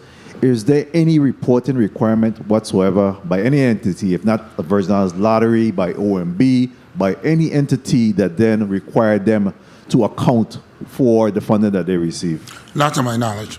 We just write the check to finance for the amounts, and they distribute it back up. That's a problem. I think we need to take a look at that. Thank you very much for your response. Thank you very much, Madam Chair, for the time. Thank you so much, Mr. President. Next, we'll recognize Senator Javon E. James Sr. for his 5 minutes. Senator James Sr., you're recognized. Greetings. Greetings to the people of the U.S. Virgin Islands. Greetings, testifiers. You made mention that you purchased new equipment for your enforcement team. Can you elaborate? Director Jacobs. Lamar Jacobs, Director of Security and Investigations. Yes, Senator, we recently purchased an outfit of 5 enforcement vehicles, territory-wide, between the both districts. The officers have new protective body armor. They have new firearms. They have new intelligence and surveillance equipment. Separated body cam? We are developing the body cam policy. We haven't quite finished it yet, but that's on the books. Because I think that will help with some of the investigations and things that you may do. You can capture things from a distance. Okay. And as much as I respect that, as far as your enforcement team, how many individuals you have per district? Per district right now, we have 2 in each district. We are currently seeking to fill 2 more positions territory-wide. Okay, and Mr. Williams, you mentioned salary increases for both unionized and exempt service employees. That's for the next fiscal year, or that's No, that started. They said the unionized contracts were put in force at the end of I think back in September, and then our exempt employees back in December. And when did it kick in? When did it kick in? They kicked in last year. All right, so you saw some differences in the morale with employees? I personally don't believe that money a lot of people may think to the contrary, but I don't see that money as the single motivator, because you get a paycheck today, you get $10 money of check, 2 weeks later you're going to say the same $10. So the motivation has to come in terms of training and doing activities that try to help to build on the morale. Okay, thank you. Mr. Jacobs, I know during COVID, some of the machines were down, and I know you said that you made inspections and you saw several of them were inactive. I'm assuming that they are now inactive. Most of them are inactive. Lamar Jacobs, Director of Security Investigations. Yes, sir. The officers regularly go out and they inspect all the gaming facilities, and I definitely have to speak to the good relationship with the folks at SGVI, because once we report to them, these machines are up sometimes that same very day. So, yeah. Okay, but thank you for placing that on the record. And as far as post certification for our newest members, our newest member, that's a specific person. Who is that person? Post certification completion of our newest member of the Division of Security and Investigations. Yes, so as you know, the post is the branch of the government which certifies peace officers in the territory. So we're very happy to report that in the St. Croix district, the Virgin Islands Lottery had a successful candidate that went through that training, and she's now active in the field. Big her up now, man. What's her name? That is Enforcement Officer Saida Rodriguez. All right, thank you for placing that on the record. Good. And I wish her the best. Thank you. And as far as recruiting and retention, Mr. Williams, when it comes to enforcement, because that's what you need to run a successful division, do you have a strategy in place? Well, since I've been here, we've only lost one officer. One officer worked for the lottery previous to my tenure, and that individual had gone back to the Superior Court, but now it's back with the lottery on St. Croix. So, I don't see that we have a retention issue per se. We just need to add another enforcement officer we're advertising for here on St. Thomas currently, and then we're going to be looking for a chief enforcement in St. Croix. Okay, and down the road, an additional enforcement officer as well. Thank you for placing that on the record. I really hope and pray that God continue to give you more energy and help, Mr. Williams, as you continue to run this division. It's Carnival. I don't really have much questions for you. But I really hope and pray that in all seriousness, when it comes to the enforcement, we crack down on that. I'm happy to know that you're investing in the enforcement division. And that's the key to running that department. So I look to see great things coming out of that. Unfortunately, we don't want to just arrest people and make people's lives miserable, but they have to abide by the law. So we can't go in those other places and sell our VI lottery. So they have to respect the Virgin Islands.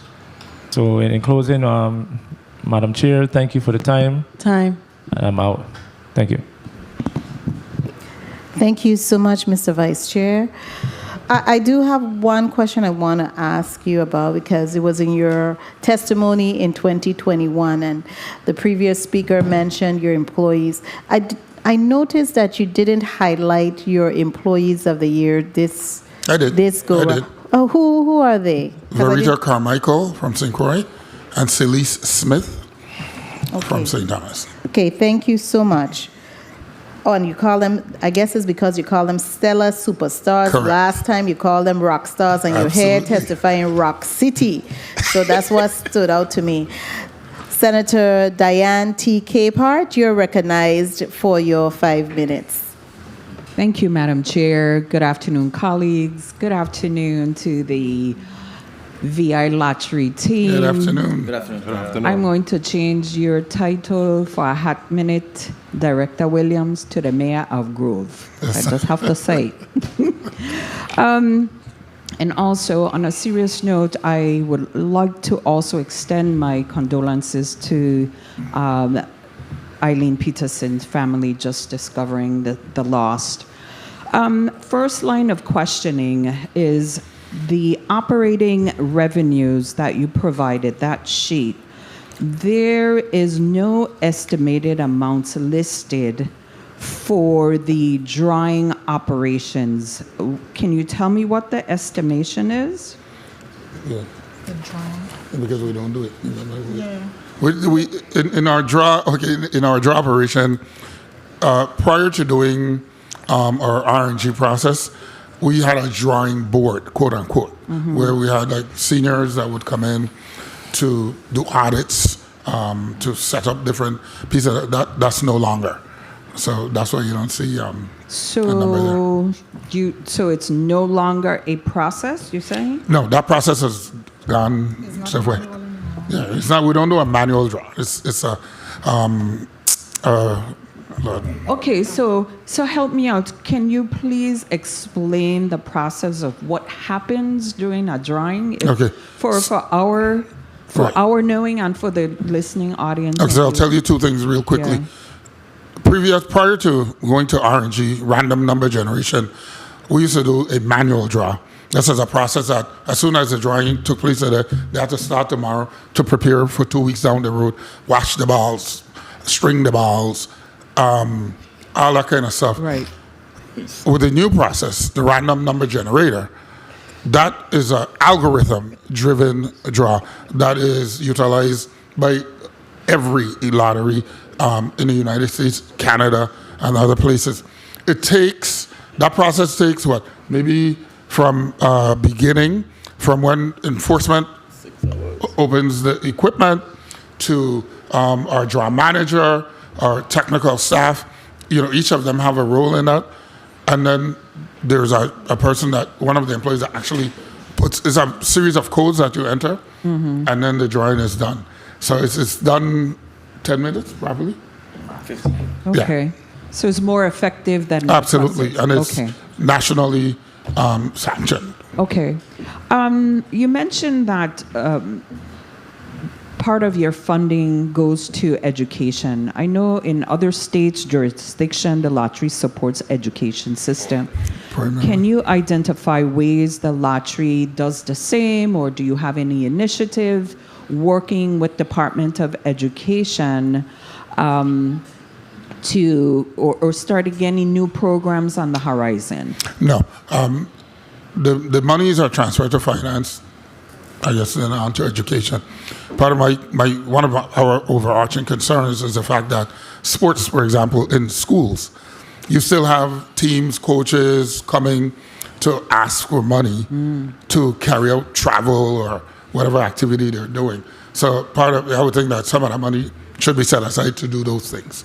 Okay.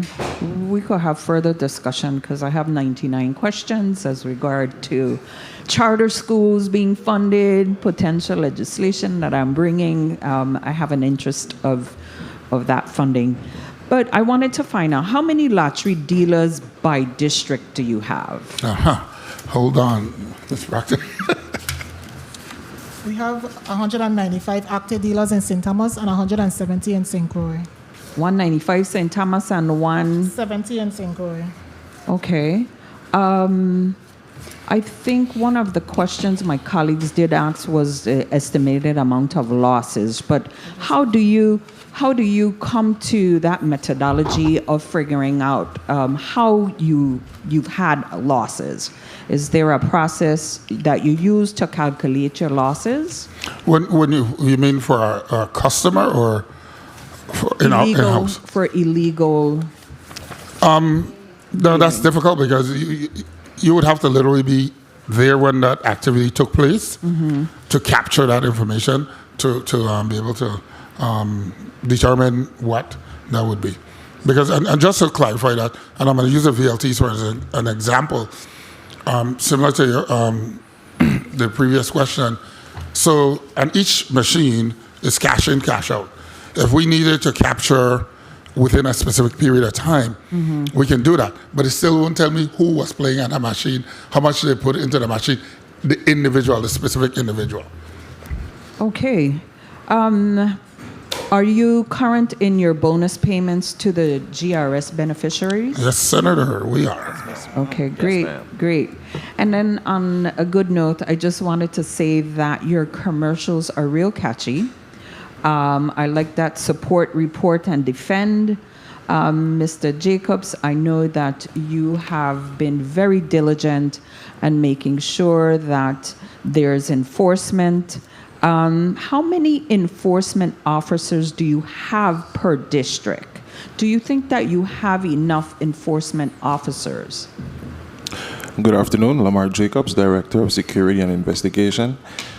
More is always better. We always want more. So there's 2 per district right now, 2 in each district, to include myself. So we've got 5 officers. 5. Would you need any on St. John? So in this district, the officers, we cover both. Okay. Both districts. Okay. Thank you to the VI Lottery team. Thank you, Madam Chair. You're welcome, and I am being generous, so if you had another question, you could have asked it. Okay. Next, the chair would recognize Senator Alma Francis Heiliger for your 5 minutes. Senator Francis Heiliger. Good afternoon to my colleagues, to the testifiers, to the people. Good afternoon. Of the territory. Good afternoon. You guys seem very well coordinated today. I had to take notice. My first set of questions is, what percentage, if somebody wins with the traditional lottery, what percentage do they pay in taxes locally based on law? Charlene Proctor, Chief Financial Officer. Percentage rate is 28% for the traditional game. So if we... And that's only on the major prizes. Major prizes. Up to what percent? I heard you saying something up to 5,000. Does that apply? No, that was for VLTs. Okay. How does that apply to traditional? What would be major? Any of the top 5 prizes. Okay. Anything anything below that, do they pay taxes on No, them? they don't. Oh, okay. How do you handle special numbers? And I want to ask because for years I used to have a special number. It's etched in my mind, 12684. I would always get it from the dealer that would come around the legislature. How do you handle that now since you guys have transitioned and changed things up? Do they still come in and get special numbers? Yes. Or, for example, if I wanted to come in and request one since you print them on demand, or do you guys still assign them to people that come in and request those numbers? Correct. Yeah. So assigned numbers. Each dealer has a group of assigned numbers. They basically have ownership of those numbers. Okay. The day before the draw is throughout. That we call it throwout day. So if those numbers didn't sell, now those numbers go back into the pot and are available for sale. What are the situations? Because I was hearing one time a dealer said that they could write off tickets that were not sold or something like that. How does that work? Not in the VI lottery. Not in the VI. Not in the VI lottery. I want to make sure I get it correctly. I want to talk a little bit about potential improvements. I know back in 2010, the VI lottery had a fire. And there was an issue in regards to documents being burned, monies getting stolen. And then I remember the following year, the Inspector General did a report in regards to potentially, some issues with the disbursement of monies to schools and different things. Has that investigation ever been resolved? Because I don't remember ever getting at least me getting resolution to know what happened with that. Has that ever been resolved? And also, have you guys made any improvements since that report came out? So that's so far before me, so I really don't know I'm the just details saying on from that. the history, I would think that our practices have gotten better, in that regard. But the reason why I ask is because I find a lot of times things happen in our community and then it just gets forgotten because nobody gives you a follow-up to know what the outcome was. So that's why I personally wanted to know, because I remember it did happen. Charlene Proctor, Chief Financial Officer. I'm the only person that was here back in 2010. Okay. And as far as I know, it was resolved, and the practices have been changed, and that's the reason why any prizes over $12.30 we now pay by check. Before we paid $5,000, $10,000, but any prize over $12.30 we pay by check. Okay. And that was some of the safeguards implemented since that Yes. incident. Also, they had a safeguard on unsold tickets, but we no longer have unsold tickets since we printing on demand. On demand. Yes. Okay. Well, those are some very good improvements. I'm glad to hear that. If there's a situation where a ticket was sold and that individual does not claim that prize, what happens to that money? Like, what's the deadline for someone to pick up a prize? And if they don't pick it up, what happens to that money that was won but nobody claimed it? The deadline to pick up a prize is 6 months. You have Okay. 6 months to claim a prize, and after that, it goes into the unclaimed, which remains with the VI lottery. So it does what? It stays home. Stays with the VI lottery. So it just stays there for y'all to use, like, or it just sits there? How does that work? You can't claim after 6 months, Right. so it rolls over into y'all's budget. It stays into, yes, Okay, correct. I understand that. Did somebody say time? I want to make sure. There was a truck on. Oh, okay. I also wanted to find out, as it relates to your vacancies, I heard the gentleman say that you guys would really like to have a little bit more enforcement.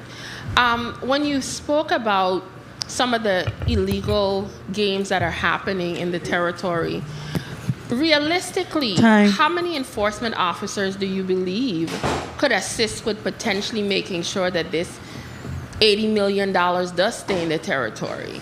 Like, whether, get out on foot, how do you really tackle that to, even if you were able to recruit even half of that?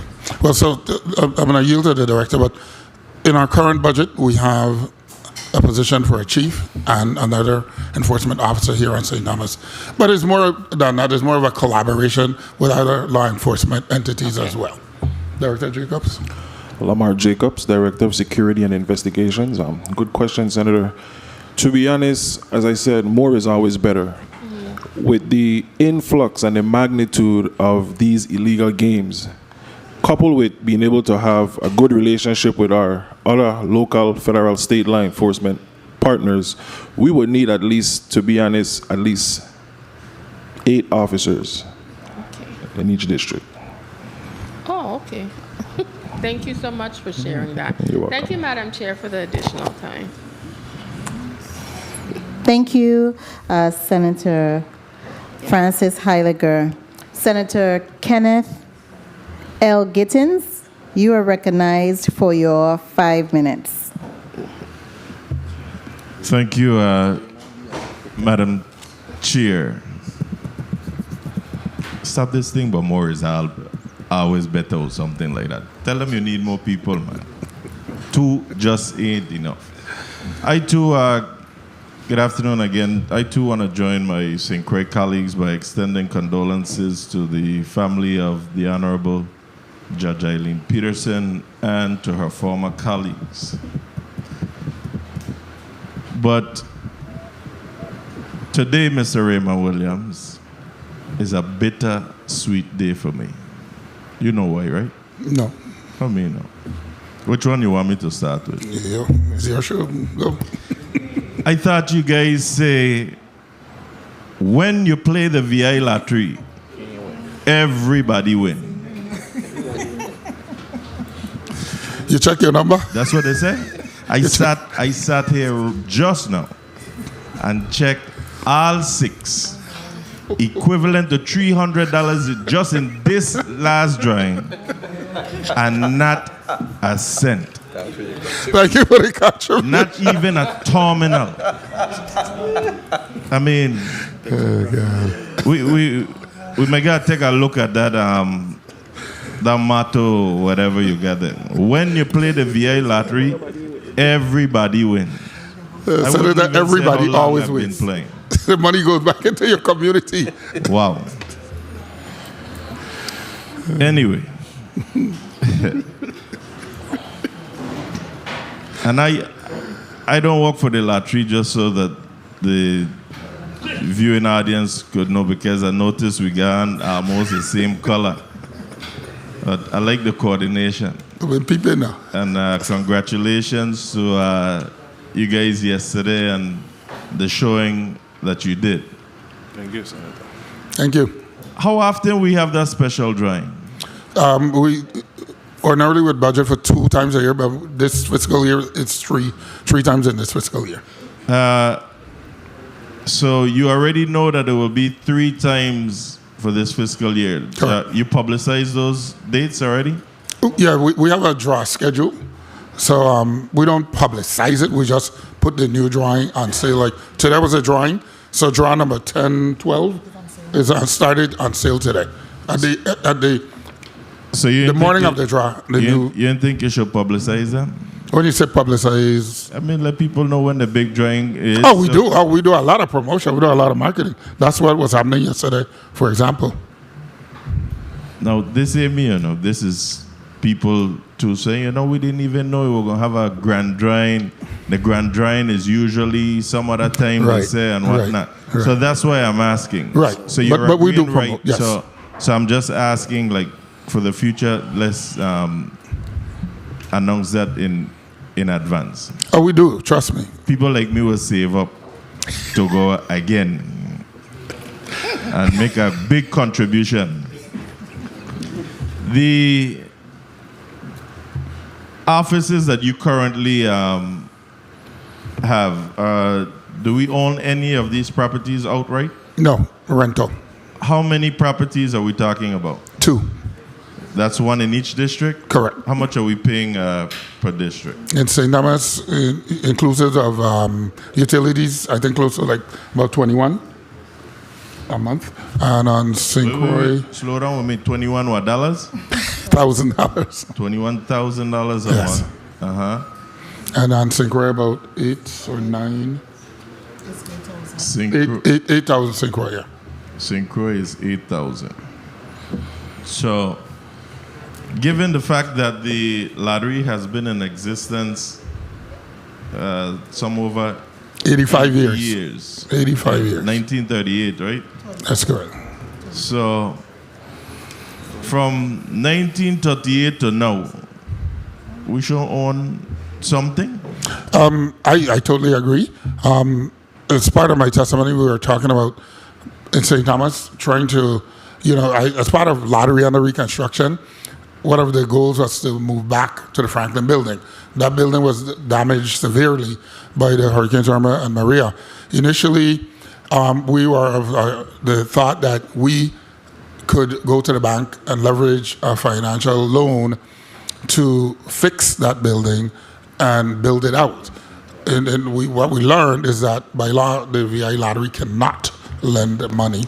Number one. Number 2, we had conversations with PFA. Because we're a gaming entity, we can't get a loan. So now we're back to PMP at their mercy, and I'm working with Commissioner Alejandro. I mean, it's disgusting, she'll tell you, because I really want to go back to Franklin Building. It's our government-owned property. Well, I really want to task the team today to see if we could have our own building per district. It is time. This government have outsourced everything. And I'll tell you on the side what your aunt used to say about the government outsourcing everything, okay? I can't say it on the record. How much monies does the lottery have in CDs? What do we put? Give me a second. So we have, in Banco Popular, we have a CD for $524,000. We have at First Bank one for $249,844, 356,766, and one for $548,814. Wait. Go again. 524 where? 524. In Banco Popular. Banco. Right. And then at First Bank, we have 3. One for $249,844, one for $356,766, and one for I tell you what. Can you submit that Sure. to the chair, please? Sure. Thank you. And the last thing. You know we're going to always go back to this. You know I couldn't leave you today. And I ain't going to even repeat what you said about what you don't do with the balls, with them, or with the old thing. But the ball drop. I think, again, for the integrity of the game and to regain much more confidence in people, they want to see that ball drop. If they could see that and see the ball rolling rather than a computer telling you, because remember, you know, they always tell you input in is where you get out.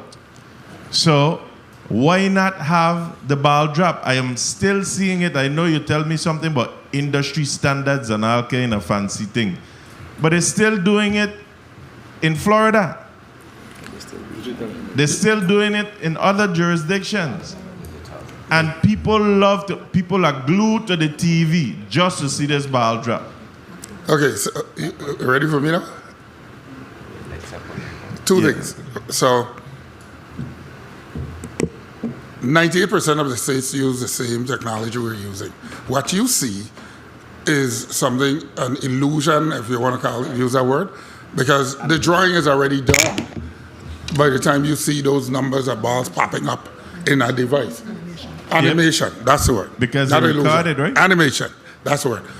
If you play Powerball or Mega Million, you don't see anything happening, right? But you trusted it. Yeah, but me talking about the Mega Million. Well, but it's the same draw process. That's my point. Yeah, but I ain't talking about that. Let's remain with the ball drop with the little lottery, not the Mega Million. But I mean, you agreed with me. You don't want to agree on the record, but you agreed with me on the side. I didn't agree with you on the might side. be No. that it might be something. All I want you to do is look at it. Okay, so all jokes aside, yes, we have. We've had these conversations about trying to come up. You know, we don't have a local TV station per se that we can probably form a relationship with, so that when we're doing the drawing, we transfer the files. But what you talking about? We got WTJX. That's not a local TV We got station. Legit TV, and we got the government access channel. Okay. That's all you need. I'm telling you, that's all you need. Okay. I'm not gonna argue. No, ain't an argument. Yeah. I mean, we're going good. Ain't no Because argument. it's like in Puerto Rico. And it's carnival, right? Yeah. Ain't no argument going on. Like But we could agree to disagree as well. Correct. But I'm just asking if you guys could look at this. And we are. Trust Okay? me, we are. Yes. All right. Thank Because- you. The chair has really been kind today. I wonder she didn't take off my head, but happy carnival to everyone. I'm asking everyone out there too to please be safe in all that you do. Just do it in moderation, and let's keep this carnival season safe. Thank you so much.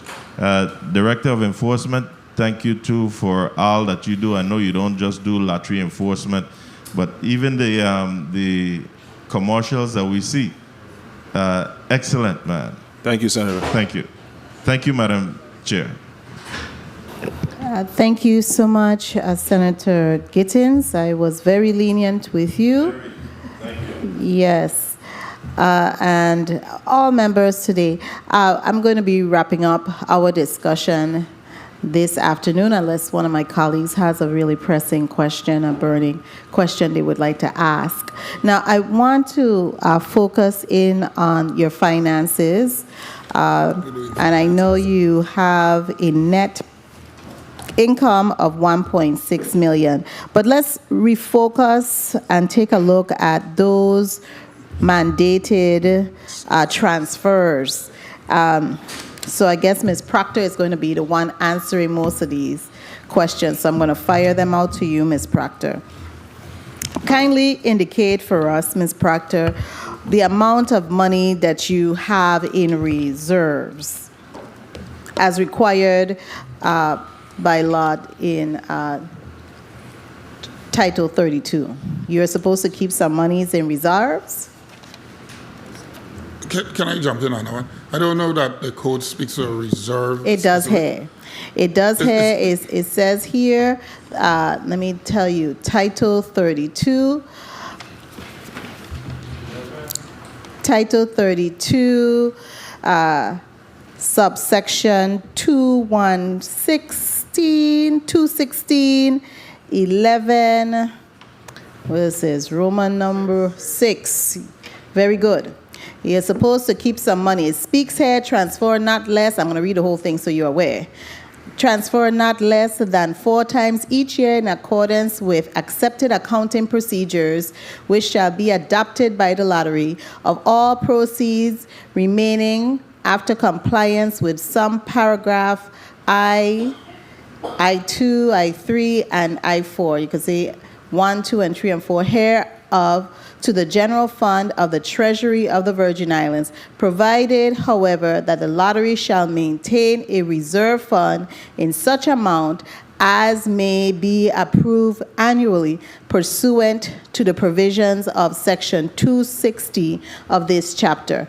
Now, I do know you had some reserves because, so now don't tell me you don't, what reserves? I said we do. We have the CDs. Okay, that's your reserves. Correct. Okay, and that's what I'm speaking to because I know you had some monies in CDs. You reported on it. I did not see it in this report that you submitted this time, and that's what prompted my question. So kindly indicate to us how much money you have in your reserves now. Those are the same numbers I just read off to Senator Gittins in Banco Popular.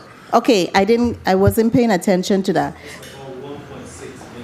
So this 1.6 million where you have as your net income is where you have in your reserves? What you see in the net income? That's in my speech.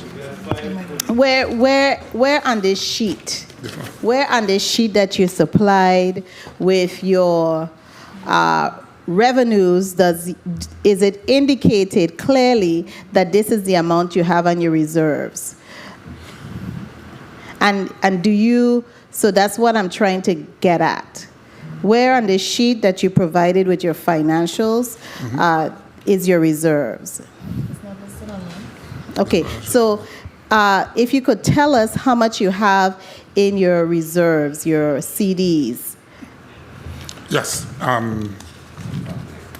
In Banco Popular, we have 524,000. 524. 536. Mm-hmm.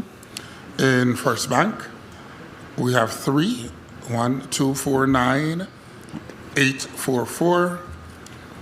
The other one, 3, 5, 6, 7, 6, 6. 3, 5, 6, 7, 6, 6. And that's, you have two. Three in First Bank. 3, okay, so you gave me 2 so far. The last one, 548, 814. Okay. Okay. All right. I need it on the record so I could. And have you drawn down any of your monies from your reserves over the year? Not in my tenure. Okay, and this is the total amount that you have in your CDs.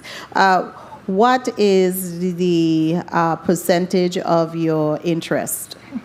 Okay. And do they mature? Yeah, I think it's less than 0.5%. But if you'll allow me, we met with. Go ahead, sir. Okay, we recently met with I think it was Banco, if I'm not mistaken, and we're looking at an alternative to for our savings. In the last commission meeting, we spoke about it, doing either just a different direction so we can get more interest on the monies that we have. So that is something that we're definitely looking at because these monies have been sitting here forever. And what is the length, the term of your CDs? Charlene Proctor, Chief Financial Officer. Some are 3 months and some are 6 months. Okay, and what do you do with the interest earned? I mean, it might be nominal in amount, but what have you done with the interest earned on your CDs? Is this rollover? A rollover. You just have it roll over into the CDs? Yes. Okay, so you don't spending on anything else. You just keep rolling it over. Okay.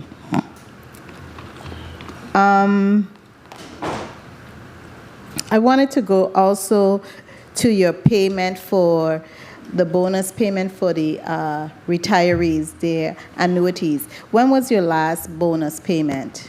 Time. The last bonus payment to GRS was done in March. No, sorry, January. That was was for fiscal year 2023. Okay, and what was that amount? 399, 399,000. 399,000. Okay. Okay. And when was your last audit? Is 2020 that you mentioned? Yes. Okay. And I believe I read someplace that so are you currently performing your 2021 audit now? So Correct. Okay, That's so you're ongoing. you're about 2 years behind or a year behind? It's about a year, right? 2 because fiscal year 2022 ended September 30th. Okay, so you're just in the midst of doing your 2021 audit now? Correct. Okay, and you had how many findings for, I think you said it in your None, report, none. you had no findings for your 2020? Correct. Okay, very good, very good. That shows that you're practicing some really great fiscal constraints. I do need to get from you all of your pay downs, how much you have paid thus far for those different funds that you're supposed to transfer money to. I know you gave one, but if you could, you gave two. The one for the Education Initiative Fund. I just got the information for the Government Employees Retirement Fund, the Pharmaceutical Fund. You said those two are the same, as that, as well as the Educational Fund is the same. And Can I correct the number? For educational, it's 598, not 535. For oh, educational, 598. Yes. So far for fiscal year? Yes. 598,000. Yeah, fiscal year today. Oh, February. that's beautiful. That's a little over $500,000. You guys are doing well. And you said that's the same amount that you also transfer to the pharmaceutical assistance to the aged program? Correct. Okay. And how much have you transferred to the Horse Racing Improvement Fund?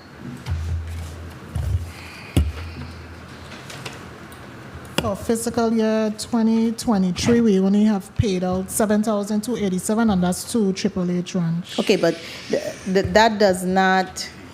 That is not for the Horse Racing Improvement Fund itself. Horse Racing Improvement. Yes, because We haven't paid out anything to Horse Racing Improvement. We only paid out for the horse welfare. Okay. So, and let me add to that. So you haven't put anything for the Horse Racing Improvement Fund yet? I think last year we 0.75% of the 3% is supposed to be transferred to the Horse Racing Improvement Fund, and that goes towards the Territorial Horse Racing Commission. One thing I want to mention on that, since we're talking about the Horse Racing Commission. So, my understanding was initially, by code, some of those dollars were going to St. Thomas Horse Racing Commission. There's no such thing anymore. So you have one VI Horse Racing Commission. So we need to clean up Yes. this piece of law. Just do a little technical thing here. So it's just one Horse Racing Commission. And we did transfer whatever we had in escrow to the Department of Finance for last fiscal year, if I'm not mistaken. Okay, you haven't transferred anything this fiscal For this year? fiscal year, no. Not Not yet, so far. Okay, understood. And you haven't transferred anything for the 1.25 for the lease franchise holder or any temporary permittee to operate the promoter for the racetrack? Because in actuality, we don't have a promoter, at least for the St. Thomas, St. John district. I know you represented that we have one, but there's no promoter. The promoter right now is Sports, Parks, and Recreation. They take on most of the responsibilities. Technically, because they're going to construction fees. Right, so right now. And the Department of the transfer of the 0.50% from that 3%, you haven't transferred any money yet to Department of Agriculture? No. Okay. All right, and so what are you doing with those money? Are you just holding them until you receive an invoice from Agriculture? That's what you represented? For the horse, yeah. Okay. All right. I don't have any other burning questions. I don't know if any of my colleagues have any other burning question. Senator Carrion. Thank you, Chair. Since you're now on that line, this is working, right? Yeah. What about the disabled persons special fund? What amount has been transferred to that? No, we haven't made any transfer. When was the last transfer made? I don't think, in my tenure, I don't think we've made a transfer on that. Okay. The code states that 25% should be evenly You know, I just want to say, split. Senator, that's when I said earlier in my testimony that there's a series of amendments that we are looking at because, you know, there's But a whole until those amendments, Director, are made, this is the code and this is the law. I understand that. I don't know. Thank you. I don't know. And with that, because this is the Committee on Government Operations, Veterans Affairs, and Consumer Protection, I would be remiss if I didn't ask about the transfer to the Office on Veterans Affairs. We do that. We have transferred, I think, 50,000 50,000 for the fiscal year. for the fiscal year that's to Veterans Affairs. It should be 25% also. Okay, and that's 25%. He's reading the breakout from pharmaceutical. That don't come from us. Okay. Yeah, we give it. And you've transferred only 50,000 thus far. Yeah, I think we do like 100,000 in that neighborhood each year for Veterans Administration. Can I ask a question, please? Because what Senator Carrion is reading... Just state your name. Charlene Proctor, Chief Yes. Financial Officer. Yes. What Senator Carrion is reading, that seems like the breakout that comes from the pharmaceutical monies that is paid to finance. They make those payments after we pay them. Our payment to Veterans Affairs is not mandatory. It's a contribution. It's a contribution we give to Veterans Affairs. It says transfer not less than 20% of the net income of the lottery. And I'm just reading what the law speaks to in Title 32 from the Treasury, provided that 50% of the portion allocated to the general fund shall be utilized by the Department of Education, 25% shall be utilized by the Office of Veterans Affairs, and the remaining, so that would be from the general fund. That's correct. Okay. Thank you. Right, that would come from the general fund monies that rolled in, and then the general fund then transfers the monies to Thank the you. Office of Veterans Affairs, etc.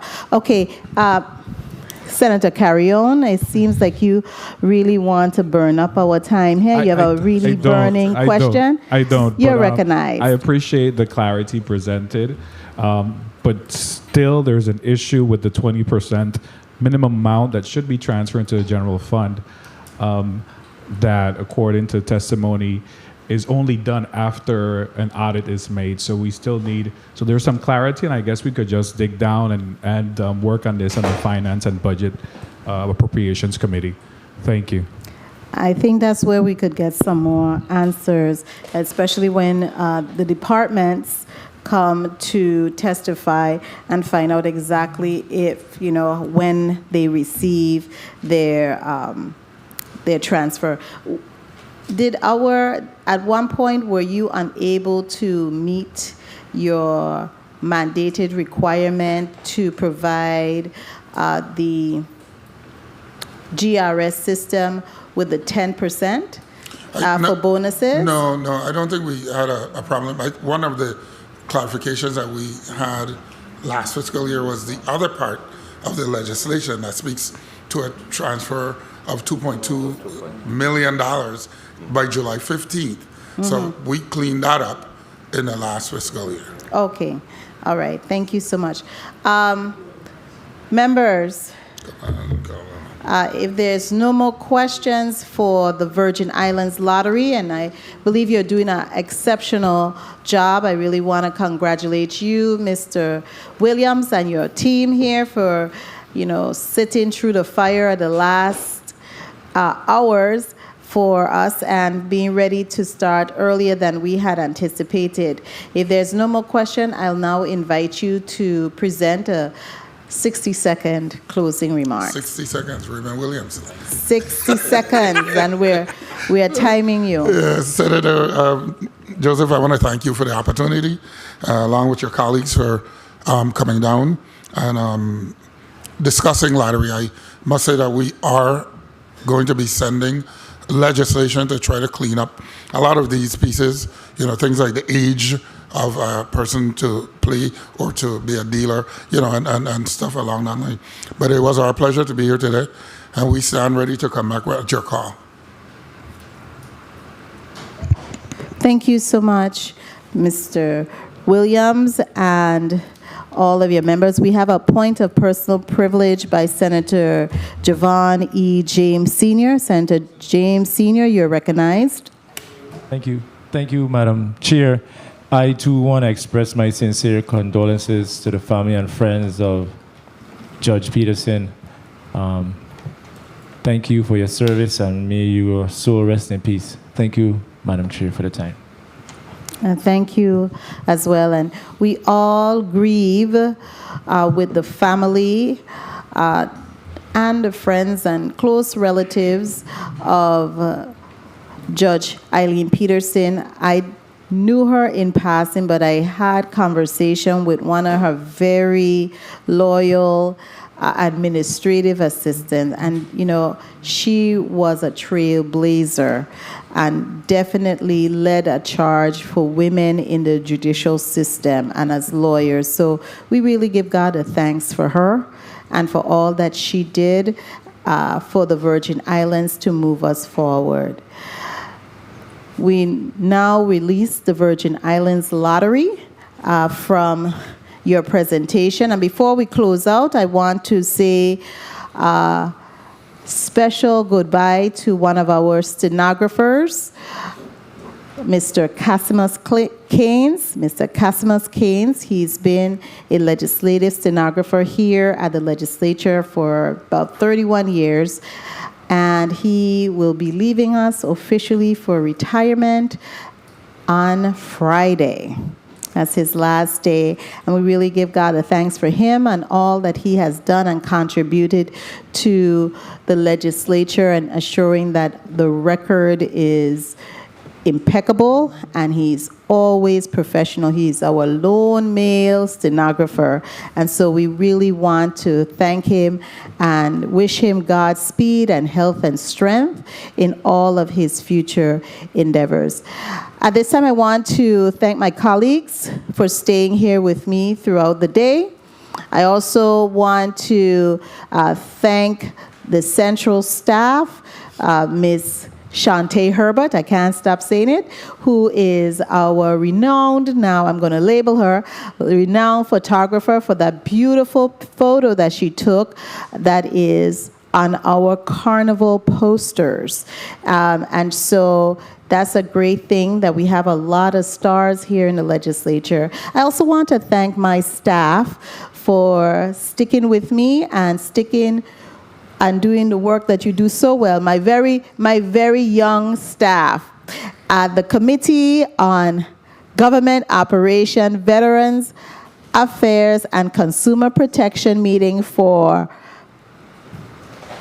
April 25th, 2023 is hereby adjourned.